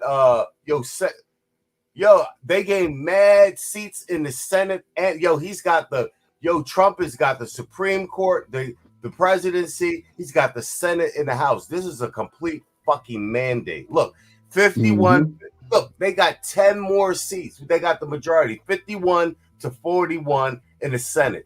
100. Look at this. So they got the House too, I think. 199 to 172. Yo, the entire country was like, get these Democrats the fuck out of here. That's the entire country. Like, yo, get them out. Yep. Get them out. Bro, he's got the House. He's got the Senate, bro. And he's got a complete mandate from the public. Let's clean house, bro. Look at that shit. Look at that shit. Look at that whole sea of red. Yeah. They didn't turn the whole, everybody like, yo, get this tranny shit out of here. All this shit. Get it out of here, bro. Mm-hmm. Nobody want that shit. Yeah, this bitch has diversity, equity, and inclusion, and all of those shit, bro. I'm telling you, man, that shit actively prevented me from hiring brothers, bro. Putting qualified brothers into position because the companies that I worked for told me I had to hire somebody that fit either LGBTQ, female, or you see what I'm saying? So that's why I said this shit matters way more than brothers realize, bro. And I'm telling, I'm gonna keep saying this shit. I'm telling you as somebody who trains and hires brothers, bro. That shit fucking prevented me to the point where I left the company, bro. It prevented me from helping brothers. That's why I was like, I don't give a fuck what the salary is, bro. I can't come into this place every day talking the shit that I be on these panels talking and on my channel talking. There's no way I can get up here, talk this way, actually live this shit that I'm talking, and then on the flip side, be bought and paid for to do something different that is a polar opposite of what I actually believe. You know what I'm saying? And then that bitch and that old ass motherfucker who probably wandering around the lawn of the White House right now, senile as a motherfucker, they implemented and rolled that shit out, bro. Hell yeah. Yo, Cody, is that you? Yeah, that's me, man. What's happening? What's happening, man? From New Orleans. Cody. Yo, what up, Cody? No. Yo, yeah, Man, you ain't work, man. Yeah, you ain't never been on the panel over here. We always been over at Simple Shit. That's we got contract up here too. What up, Cody? I dropped the link for Keep It 100, but like no, you up from over on Simple Shit, man. It's the first time over here. We just hanging out, man. Trump won. What you would call it? Yeah, I see that, man. I voted for Trump. I voted early, and I voted for Trump. So, and I also was speaking on TikTok and a couple other people, man. They were just hating, man. And good thing TikTok, you can remove it. You know, either you can approve it or remove it, and that's what I like about TikTok. But other than that, you know, I'm glad that Trump won, man, because it's time for us black men to stand up. And you know, we just had enough of it, man. You know, we had enough of it, bro. We tired of it, man. We sick and tired of this, bro. We've been kicked down. You've been kicked on while laying down too long. You know. Well, this just the start of this shit. Midterms is coming, and like I said, we circulating Dr. Tierson Johnson's joint, talk about policy points, as well as Dr. Ron Neal. Bro, I mean, this is when preparation meet opportunity. They out here asking now, what do black men want? We ain't even gotta think about it. All we can send them a link and a PDF. You feel me? Like, bro, all this brothers don't build. We don't. We've been doing this shit right under their nose. We've been building. We got our own economy down here. What you think this Super Chat Cash App shit is? You understand what I'm saying, bro? Right. We got this decentralized information network we got going, which apparently influences elections all the way up to the president. Yo, and we ain't need 100% of them. We ain't need none of these old niggas. We ain't need none of the sassy boys. We need 20% of heterosexual, productive black men ready to get something done. Talk that talk, have them arguments, and get organized, man. Y'all brothers should give yourself a goddamn round of applause. Contractor, you there? That nigga sleep. Yeah. Oh, okay. Nah, I'm here, bro. I'm here. Sit back listening. At the end of the day, I think we have more than proved our point. Bitch, you will recognize me. You will see me as being either your equal or better than you at this point. Because you couldn't do shit without me. I'm just saying, if a bitch needs help with loading her laundry or with groceries or whatever, she's weaker than you. With this junction, Merrick said, we can't do it without you. Where you niggas at? And ultimately, we showed up and we voted our interest. And I mean the whole country read. Whole goddamn country. Yo, Hunted, you there? That you, bro? Hunted. All right, but nigga. Fam. Big pat on the back to my brothers. We made it all happen. They ain't gonna say it out loud though. They ain't gonna say it out loud, but we made this shit happen. God damn it. So yeah. What's good? What's good? What's good? What's good? Yo, what's good with you, Playboy? You ain't getting no airtime. Go ahead, talk your shit. Wow. Listen, you know I'm gonna be live tomorrow. You know what I'm saying? Oh yeah. Yo, look, man. The funny thing is, I mean, I don't know how many real Republicans are here. I'm not even a Republican. Look. No, we mostly fucking independents, but we just vote in policy and our interests. Right. Trump is aligned with the shit that we doing. Right. Look, first of all, I want everybody to know, man, the price on the green card going up. He said price on the green card. You stupid. Price of the green card going up. Is that Marlo Stansfield? You feel me? Price on the green card is up. Feel me? You know what I'm saying? Look, I told these niggas, man. These niggas ain't want to listen to me. I told them. All of the dudes that I know, all the motherfuckers on Facebook, all these people, man. I'm like, yo, it's not gonna happen the way y'all think this is gonna happen, man. All that shaming, all that goofy shit Shorty was doing. Yo, she ran the worst presidential campaign I've ever seen in my life. What up, Will? In history, bro. Yo, this shit was so goofy. They thought they was gonna bring out the circus animals, the bears juggling, and circus animals. Like this shit was Ringling Brothers, bro. Like how you bring out Cardi B, Megan Thee Stallion. Yo, they went straight nigga with they shit, bro. Bruh. And she deserved to lose for the sheer disrespect. Yo, the black man has been highly underestimated, man. We did this with 25%. That's a Pareto distribution. Move the whole fucking planet, bro. Well, the reason why she got Megan Thee Stallion and all them because she was she was a leader the other night too. Oh yeah, but she didn't want the black vote. She wanted the nigga vote. You know what I'm saying? And I told dudes, I said, yo, this is the old dude that I was talking to out here. They talk about Pookie and this and that. I said, nigga, that's the vote you need. Actually, you know what I'm saying? Y'all want the nigga vote. Y'all don't want the black vote. The black vote ain't going that way. They really thought, and there's that corny ass, lame ass summit they did, bro. I'm talking my shit tomorrow. Okay? Talking my shit tomorrow. That lame ass summit they did. That lame ass summit they did. They said, hey, we coming out 80%. Yeah, all right. Yeah, all right. Don't bet the house on that. And yo, I'm in Vegas. They put money. Yo, people bet money on this election. Yo, you know that French trader, he put 40 million on Trump. That nigga's wow. He put 40 million on Trump on Polymarket. He called and he actually called this spread because he said all the polls, he back tested it like a trade, and he did it all the way from 2016. And he said all these polls are fake. He said Trump's leading somewhere between 10 and 15% by all my assessments, and that he's more than likely going to win the popular vote.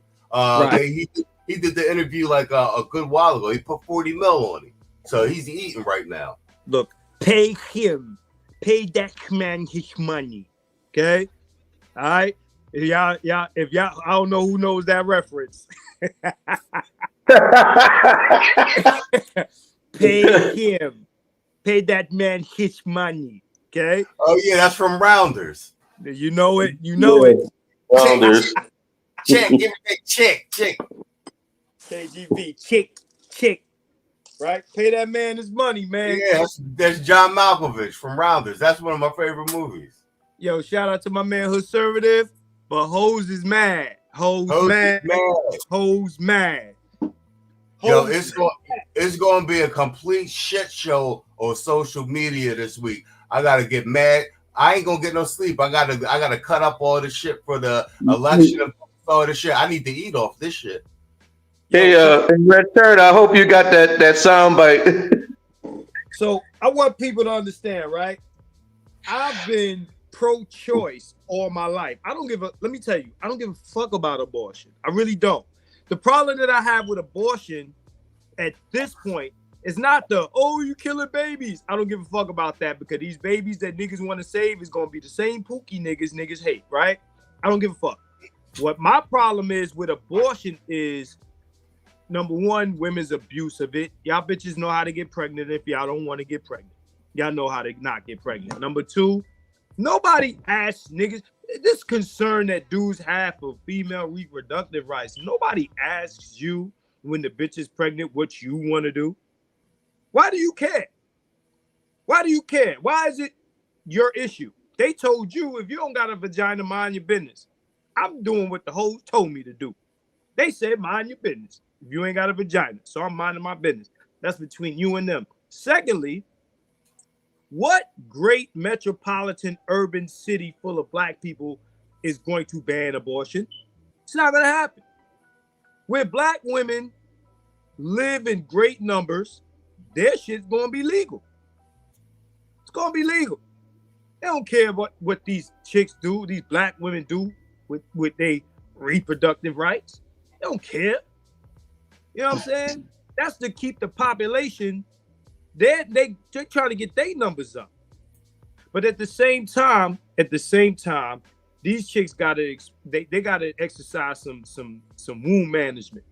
They just do at this point. And that's what it is for me. It's about, they use that as a power play on niggas, man. You know what I'm saying? So, yo, it is what it is. Maybe now we'll get some some what do you call it? The paternity fraud laws on the books or some shit like that. Maybe we'll get some of that. You know what I'm saying? I'll take my chances with a Trump more than I'll take my chances with a chick that's, she's doing too much. What the left don't understand is they push the envelope too much in the last 4 years on everybody. So it's on them, man. They got to take this L. Damn, he murdered her in the popular vote. It says a difference of 5,216,703 votes. Yo, this is a bloodbath, bro. I ain't never seen nothing like this. That motherfucker won like Obama. No, but Obama didn't win the Senate and the House also. Oh yeah, you're right. Yeah, not and even if he did, not by these margins. Like, this is ridiculous. Right. They did it. I told dudes, I said, yo, President Biden. Yo, bro, I'm in Pennsylvania. Like, you understand what I'm saying? Bob Casey been a Democratic governor for over 2 decades. Yo, McCormick just got sworn in as governor. He's the first Republican governor in 20 years, bro. Like this, you understand what I'm saying to you? And all of Pennsylvania turned red. Bro, I told him, I said, yo, the way Biden is running shit, he's gonna hand the Republicans. It wouldn't matter who they ran, bro. And it's bad enough they ran Trump again.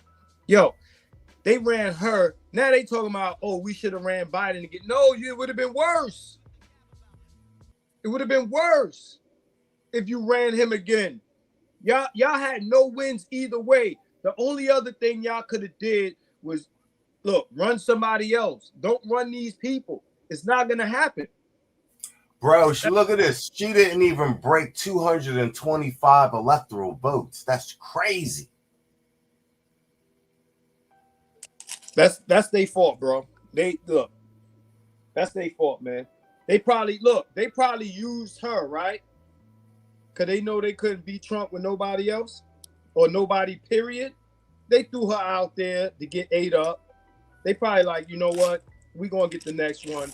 We ain't got nobody for this one. Let's run Trump. Let him get his last 4 years. He can't run for president again. And that's it. Everybody like, oh, he's about to be a dictator. Look, man, let's see what happens. I mean, motherfucker could always leave. Passport bros, nigga. Passport bro, anybody? We ain't gonna feel the effect of all of this for like another 8 months, because you know what I'm saying, he gotta get sworn in January, and they still gonna be doing the fuck shit. But basically, niggas got like about 3 years to get their shit together. Once the ship get to some still water and motherfuckers could breathe. Gas prices go down, interest rates go down, inflation, et cetera, et cetera. Once the banks start loosening up credit and all that shit again, man, you get your paper, man. You better get your paper right. Yo, Sunday show gonna be a riot. We just covering all of the leftist media freaking out. We gonna cover it all. Just motherfuckers just breaking down in tears. It's gonna be Sunday show gonna be hilarious. Like Van Jones, huh? Oh yeah, all of them, man. I'm gonna clip everybody freaking out. MSNBC, Joy Reid, they all gonna get that work. I'm just trying to understand the whole felon argument. Like, okay, if we don't want a felon, y'all fuck with felons all day. Exactly. Wasn't Martin Luther King and Malcolm X felons? These niggas was felons. I'm not making a comparison. I'm just saying, if you don't like felons, right? These motherfuckers was felons. I know Malcolm X was a felon, right? Yeah. And y'all take felon dick. Y'all have felon babies. Y'all do. Tell the truth, bro. That's straight facts. I'm telling you. Hey, look. Hey, Will. I see you, Will. Yo, tomorrow I'm going bananas. I ain't got time to do it tonight, but tomorrow I'm going hard.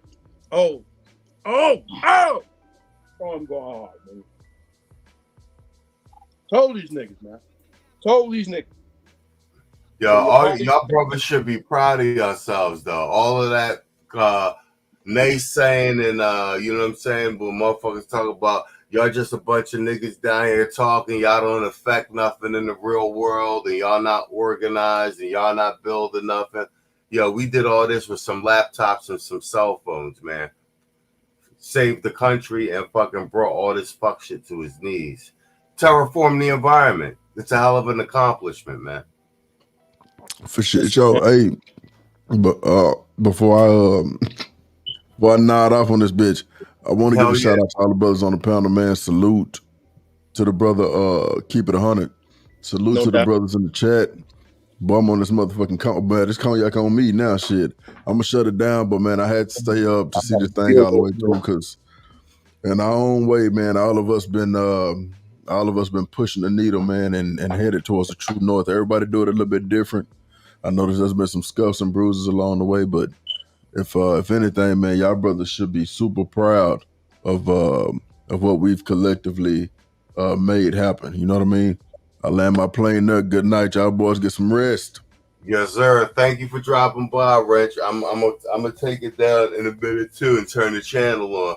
We just had to make sure we covered this shit in real time so these motherfuckers couldn't pull no fuckery. We wake up tomorrow and fucking Kamala had been up by 2 million votes and shit, and she done won the entire electoral. Because that's what happened in 2020. He was ahead, and everybody went to bed around midnight, like, all right, babe, he got this shit, and woke up like, what the fuck happened? They couldn't do it this time because the fucking social media was watching the mainstream media. You feel me? Yo, we the watchdogs of this shit now. Y'all brothers should be proud of yourself. All right, man, get some sleep, Rich. Man, we see you Sunday, man. Yeah, no doubt. Shit, y'all boys be good. Yes, sir. Bet.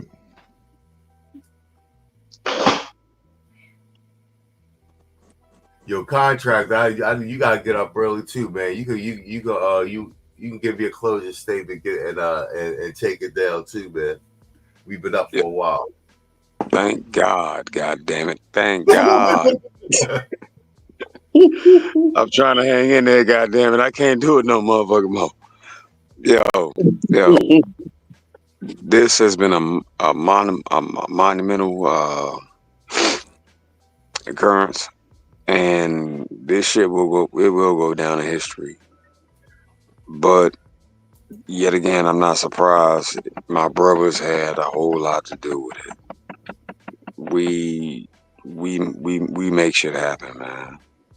And I've been saying it for saying it for the longest.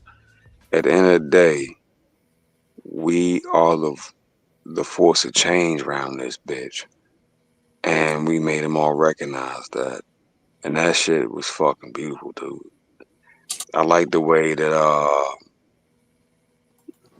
our new reseated president shouted out that so-called black community, right? Mm-hmm. You got to work on that part. You got to work on that part. Because we ain't black, but whatever. Long story short, he gave credence because he know where the votes came from at the end of the day. And us being the watchdogs of the space, big bro, I agree.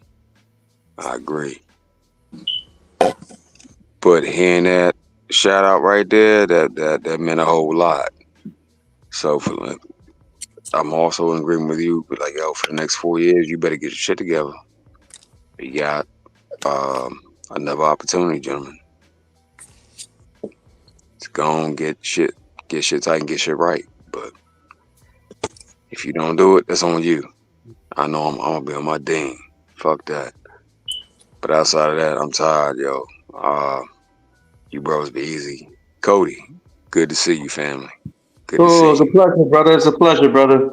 You know, I'm just coming home from work and then I'm doodling and drawing and trying to start my own little thing. So, you know, I have an LLC myself, and for the last few years, I've been trying to start my own thing. So, and even under the, even though I'm currently on Section 8, but the program from Housing Authority under Trump, they had an entrepreneurship program. So, the goal is to try to work for myself, man. Hey, holla at Machismo on the background, and I might got something for you, something that's a little bit easy to jump into. Keep on it. Good to see you, brother. Good to see y'all, man.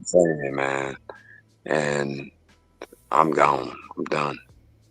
Hey, man, before we go, let me say this.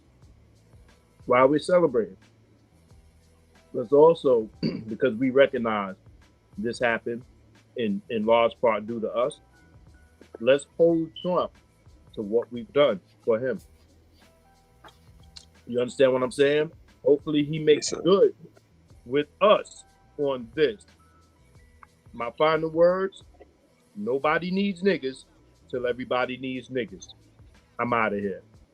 Peace out. My man. Peace out. Peace out, brother. All right, brother. Yo. That's some real shit right there. No one needs niggas until they need niggas.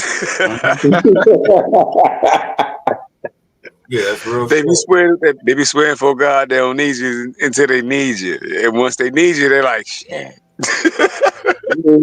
I gotta say it.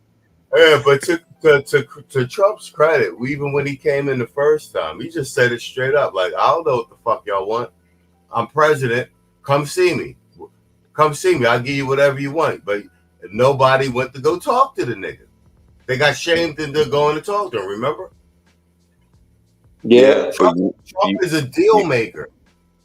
He's a deal maker. Like what? Like he was like, I don't know though. He was like, I know y'all got the crime shit and this, that, and the other, but like, what the fuck y'all niggas want? Come to the White House, talk, and we'll see if we can make a deal. Nobody showed up. Everybody that went to go see Trump, nobody left empty-handed. Kim came and got prison reform passed. You know what I'm saying? He was already dealing with Cube before he even got elected. And then Cube got shamed into not fucking with him. You understand what I'm saying? Yeah, I remember that platinum plan. Yeah. Yeah. He already had a deal on the table with Cube. $500 billion. He had $500 billion, bro. And you know what's crazy? That shame ain't gonna work this time around though. It's not. He's already been battle tested, and he got put on. It got put on display for us. No, I'm talking about shame. We had 4+ years. I'm talking about shame for the black men in the black community. Like nobody went to go to talk to him. Yeah, exactly. And even when he was running, he didn't promise nothing. He was just like, "Look, y'all shit is fucked up. What you got to lose voting for me?" No, forgive me. I'm tired, so I can't being articulate is not like where it's at right now. That's exactly what he said. What do y'all got what do you have to lose? And then when he got in, the first thing he said was he invited everybody to the White House and was just like, yo, just come talk to me. Tell me what y'all want. And we see Niggas were ashamed of niggas being that person that went to him. Yeah, to not go and talk to him. Niggas was shamed. Yeah. They really were. At the end of the day. So then it's like you can't complain about not getting nothing when you didn't show up to the motherfucking meeting. Yo, at the end of the day, they didn't trust him. And then after they didn't trust him, when they finally saw who he was for real, being that white dude from Queens, they was like, all right, bet. I'm rocking with you. But by that time, his term was over, bro. And when they realized he was actually someone you could speak to, it was already too late. He was on his way out. Nobody You know ever what I mean? left. Yeah, nobody ever left that Trump shit empty-handed. Trump, I mean, that's what I'm saying. I respected it how he came at it from the first place. He didn't pander or cater. He ain't pretend to put on no black accent. He ain't pretend to act like he knew what the fuck y'all wanted. He was just like, yo, I'm a white guy from Queens. I'm a billionaire. I'm running. Like, what y'all niggas want? Basically, whatever I give y'all gonna be better than what y'all got. So somebody tell me what the fuck y'all want. Tim Scott came out with the opportunity zones. He gave it to him. Like basically, everybody who showed up, nobody left empty-handed. You understand what I'm saying? So if you ain't getting nothing, it's because you ain't show the fuck up. Look, can I want to say this and I'm gone, big bro. Quiet Storm said something a little while ago, and shout out to Quiet Storm for this one. He said, remember all the politicians, the governors, the mayors, everyone who didn't support you, those who locked your peoples up, the sheriffs, all the remember them folks in the coming future. Remember them. You know what I'm saying? Because at the end of the day, most of our issues affect us on a local level. And that's where we had. We ain't even got to the Fed yet. You know what I'm saying? Yeah. We affected it, but Quiet Storm was absolutely correct when he posted that thing right there, bro. Slim, remember all them motherfuckers that was there to lock your black ass the fuck up. Because at the end of the day, I ain't nothing but a Southeast DC nigga in they eyes. You know what I'm saying? It don't matter what I've accomplished or what I've achieved. At the end of the day, I'm a Southeast DC nigga. You a Philly nigga, and Cody, you was an old New Orleans nigga. In they eyes, bro. So don't forget don't forget them motherfuckers. Don't forget they ass. Cause now we can get some retribution. And I'm all for taking heads around this bitch. Like corn and shit from 40K. God damn it. Yes, sir. So we have another shot. So while we can, now that this wondrous election is over, guess what? You still got your city, your state, so on and so forth. Keep your foot on a motherfucking neck, man. And bro, and push these bitches the fuck out. Yeah. And the beautiful part of it all is we ain't even got to think about, hey, what do we need and what do we want? It's already been written up by the academics in the space. We got Dr. Tierson Johnson's 18-point. We got Dr. Ron O'Neill's. We got Dr. Ron Neal's BMI statement of black male independence. It's already done. You feel me? Yes, sir. Like we're not walking into no rooms empty-handed no more. You feel me? Yep. Y'all brothers be easy. Y'all have a good night, man. I'm gonna take my ass to sleep. Man. I'm shutting down too. All right, Cody. What you got? You want to say something before I shut the stream down, Playboy? We've been on for 3.5 hours, and then we was over at Tito's earlier. I think Tito was on for like 10 hours before I even started my stream. Oh, okay.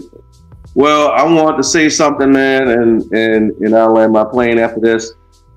You know, it's been a treacherous 3 years with Biden, and I made a big mistake for voting for him.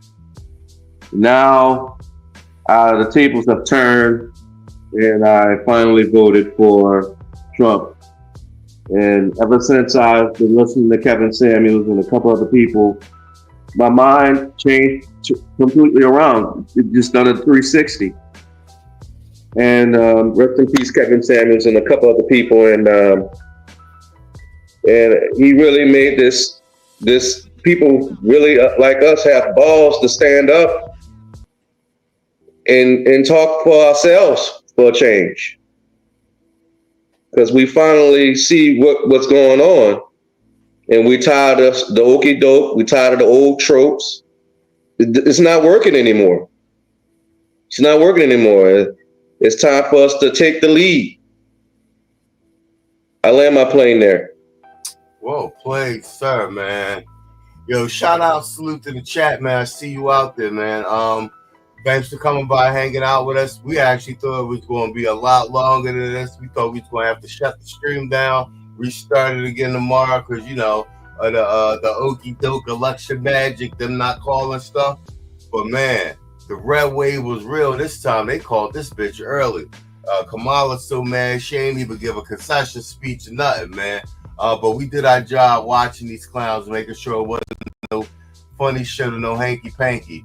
Yo, Trump in the building, and we got the Senate and the House.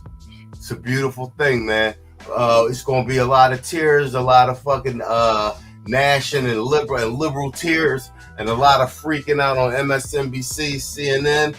TikTok is going to be crazy. Keisha going to be burning wigs in the street. Hey, it is what it is. Yo, black men, get your thing together, man. Get your skills up these 4 years. When the money start loosening up, make your money, put your money aside, get your goddamn passports, get your shit together, practice some discipline. We got a little bit of room to breathe, you feel me? And some moves might be made these next 3 years. It's a beautiful thing. Because this shit was going off of the fucking charts, man. Like Transformer shit everywhere, just crazy shit. We gonna roll all it. We've been getting censored, shut down. Yeah, Trump gonna roll all this shit back. Like, you know what I'm saying? So shit gonna loosen up, you know, after he gets sworn in January. You might have like a little 6-8 month wait. But when you start seeing shit loosen up, do not squander your fucking opportunity. Because Trump only got 4 years. The globalist agenda still is real. They will wait and then get back up in there. Vance don't get reelected. You know what I'm saying? But yo, you know what I'm saying? You could do a lot in the good 3 to 4 years, man. You know what I'm saying? Everybody in this space who contributes to this channel, all the other channels. Shout out to all the other black content, male content creators in general, black content creators in particular, the males. Yo, when it came to this politics shit, we was a united front on this shit. Even motherfuckers we don't agree with, everybody was talking that policy shit. You know what I'm saying? It really did help shape the narrative from broad social media all the way to the mainstream media. We are a force to be reckoned with. Do not take it lightly. Once again, man, y'all appreciate y'all for coming by, supporting the stream. Contractor, my bad. What you got, Playboy? No, I want to try and put it out there, but I sent you a little something. Can you play on the outro? Can you play fuck all them hoes real quick? Oh hell yeah, hell yeah, hell yeah, hell yeah. Hell yeah. Hey, call me. This for you, bitch. He said, "Call, let's do this." Hold on. Man, fuck all you hoes. Fuck you and your mammy and your granny too.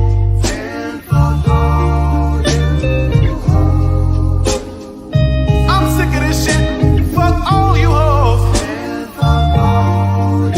Don't give a damn, bitch, what you wanna do.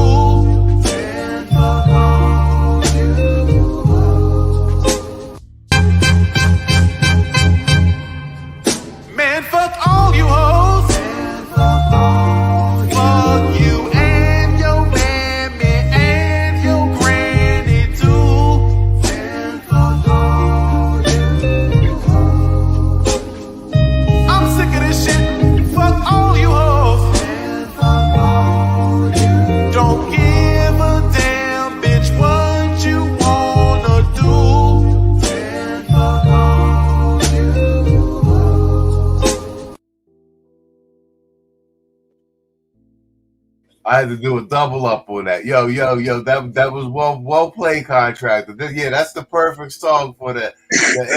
How this election turned out. Man, I'm sick of this shit. That's perfect. That was well played, sir. Thank you, sir. Thank you. Well played, sir. Well played. All right, gentlemen. It's been a fantastic evening. Shout out to Tito for holding it down for maybe 10, 12 hours before we even went on. Like Kismet, social media. Listen, man, social media did its thing. We have officially become the watchdog of the media. We're the fifth column. Like, so much of why they call shit straight down the line tonight is because they knew the world was watching, and social media was streaming they shit to everybody else and fact checking them. You understand what I'm saying? We are more influential than them now. That's a lot of power, man. Wrap your head around that. You feel me? Wrap your head around that. Never think that your voice don't mean nothing, because, bro, Senate, House, executive branch, popular vote, electoral vote.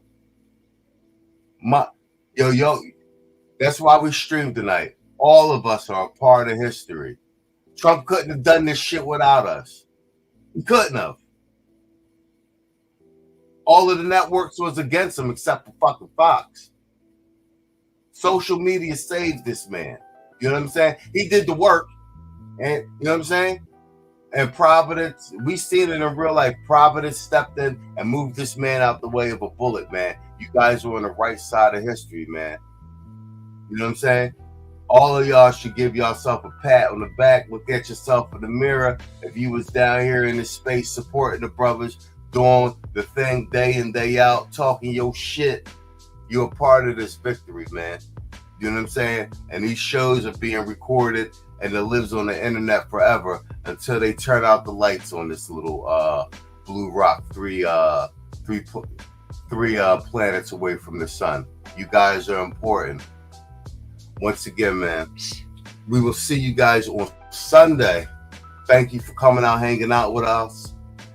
We couldn't do what we do without you. We appreciate all your support. Thank you for helping us hit 20,000 subscribers. Next goal is 30,000 subscribers. We in a fucking building. As always, peace.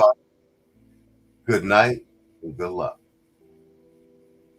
Here's another classic. The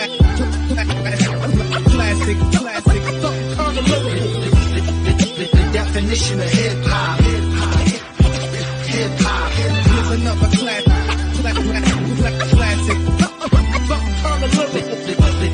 The definition. Chemistry. Here's another classic. The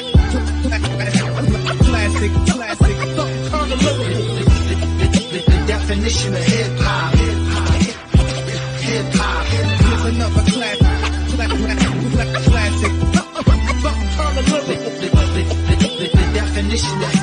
definition.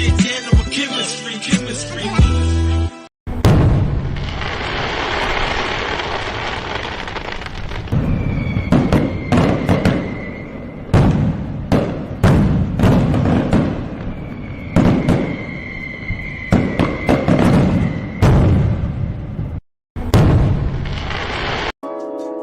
But if you put your diamonds in the water, you're gonna have to take it back. I be knowing. You think I don't be knowing.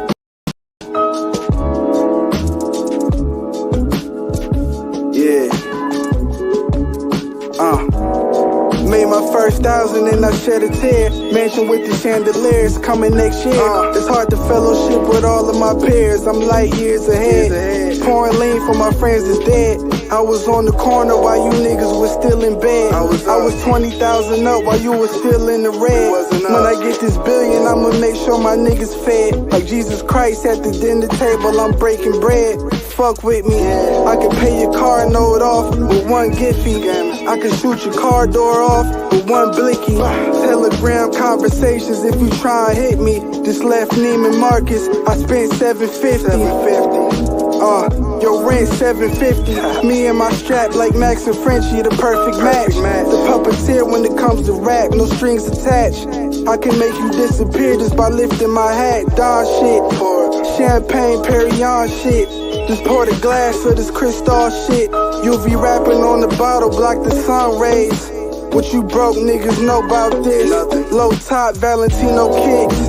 Women wanna kiss. Private jet for my business trips. Rose petals by the landing strip. When I get off the plane, playing chess with my shooter, trying to strengthen his brain. Can't make mistakes in the murder game. For everybody he catch, he get another raise. He know that crime pays. Flood your block with a crime wave. My Glock 9 waves. I got little homies my mom's age, and they'll kill for me. Sound like a movie to you, but this shit real to me. Never snitch and never cross your friends. The principles was instilled in me. You never met a nigga real as me. Made my first 1,000 and I shed a tear. Made my first 1,000 and I shed a tear. It's real talk. I was like 16. Made my first 1,000 and I shed a tear. Word. Made my first 1,000 and I shed a tear. I shed a tear.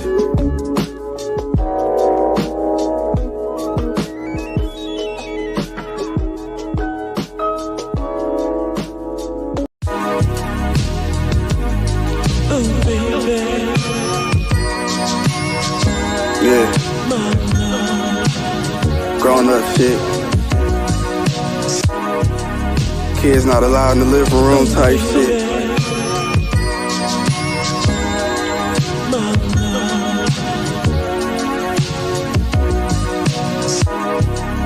Fendi socks match the robe. The flyest nigga on the whole globe. My front gate got a whole code. Talking business on the phone with some Muslims out in Yemen in the gold dome. Fashion week in Athens, Greece, eating spinach with some old hoes. You old niggas broke and it shows. You gotta sell tickets to get paid for your shows. I get paid either way it goes.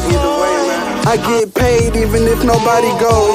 Bitches see me and say life goes. Your lady want me, that's how life goes. I might let her give me head, it depends on how the night goes. Got a stable full of white toes. Green beam on the top, I nicknamed that bitch the light pole. Tennis bracelet hanging off the nigga wrist and it's white gold. Everything I do is ice cold.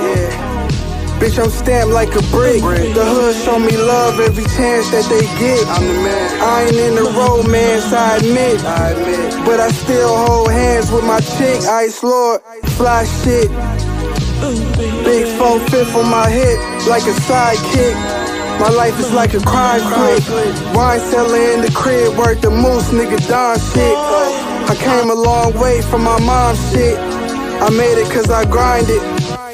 My last vinyl cost 100 cause I signed it. Niggas need to be reminded. Seen the top 5 list and I climbed it. Turn this up and rewind it. Come on. Niggas talk tough when you FaceTiming until shit turn violent. Real talk.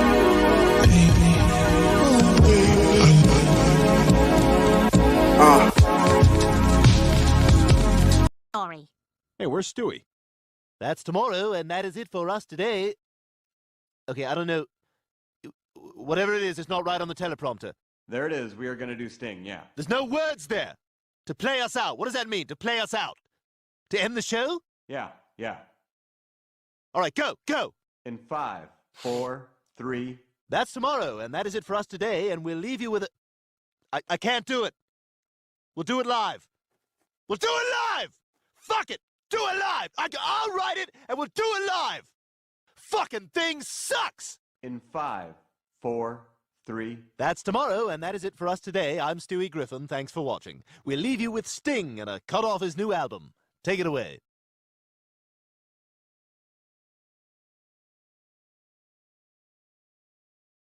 Sorry. This is not real.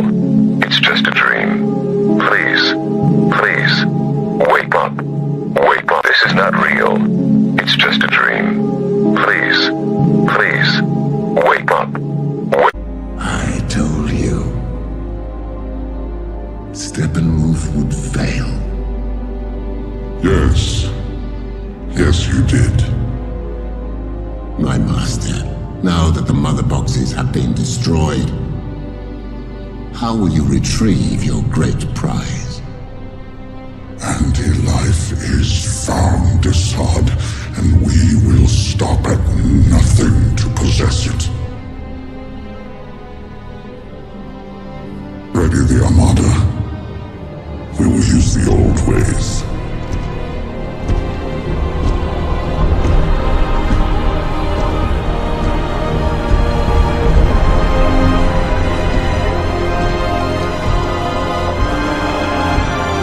Doesn't matter who we are. What matters is our plan.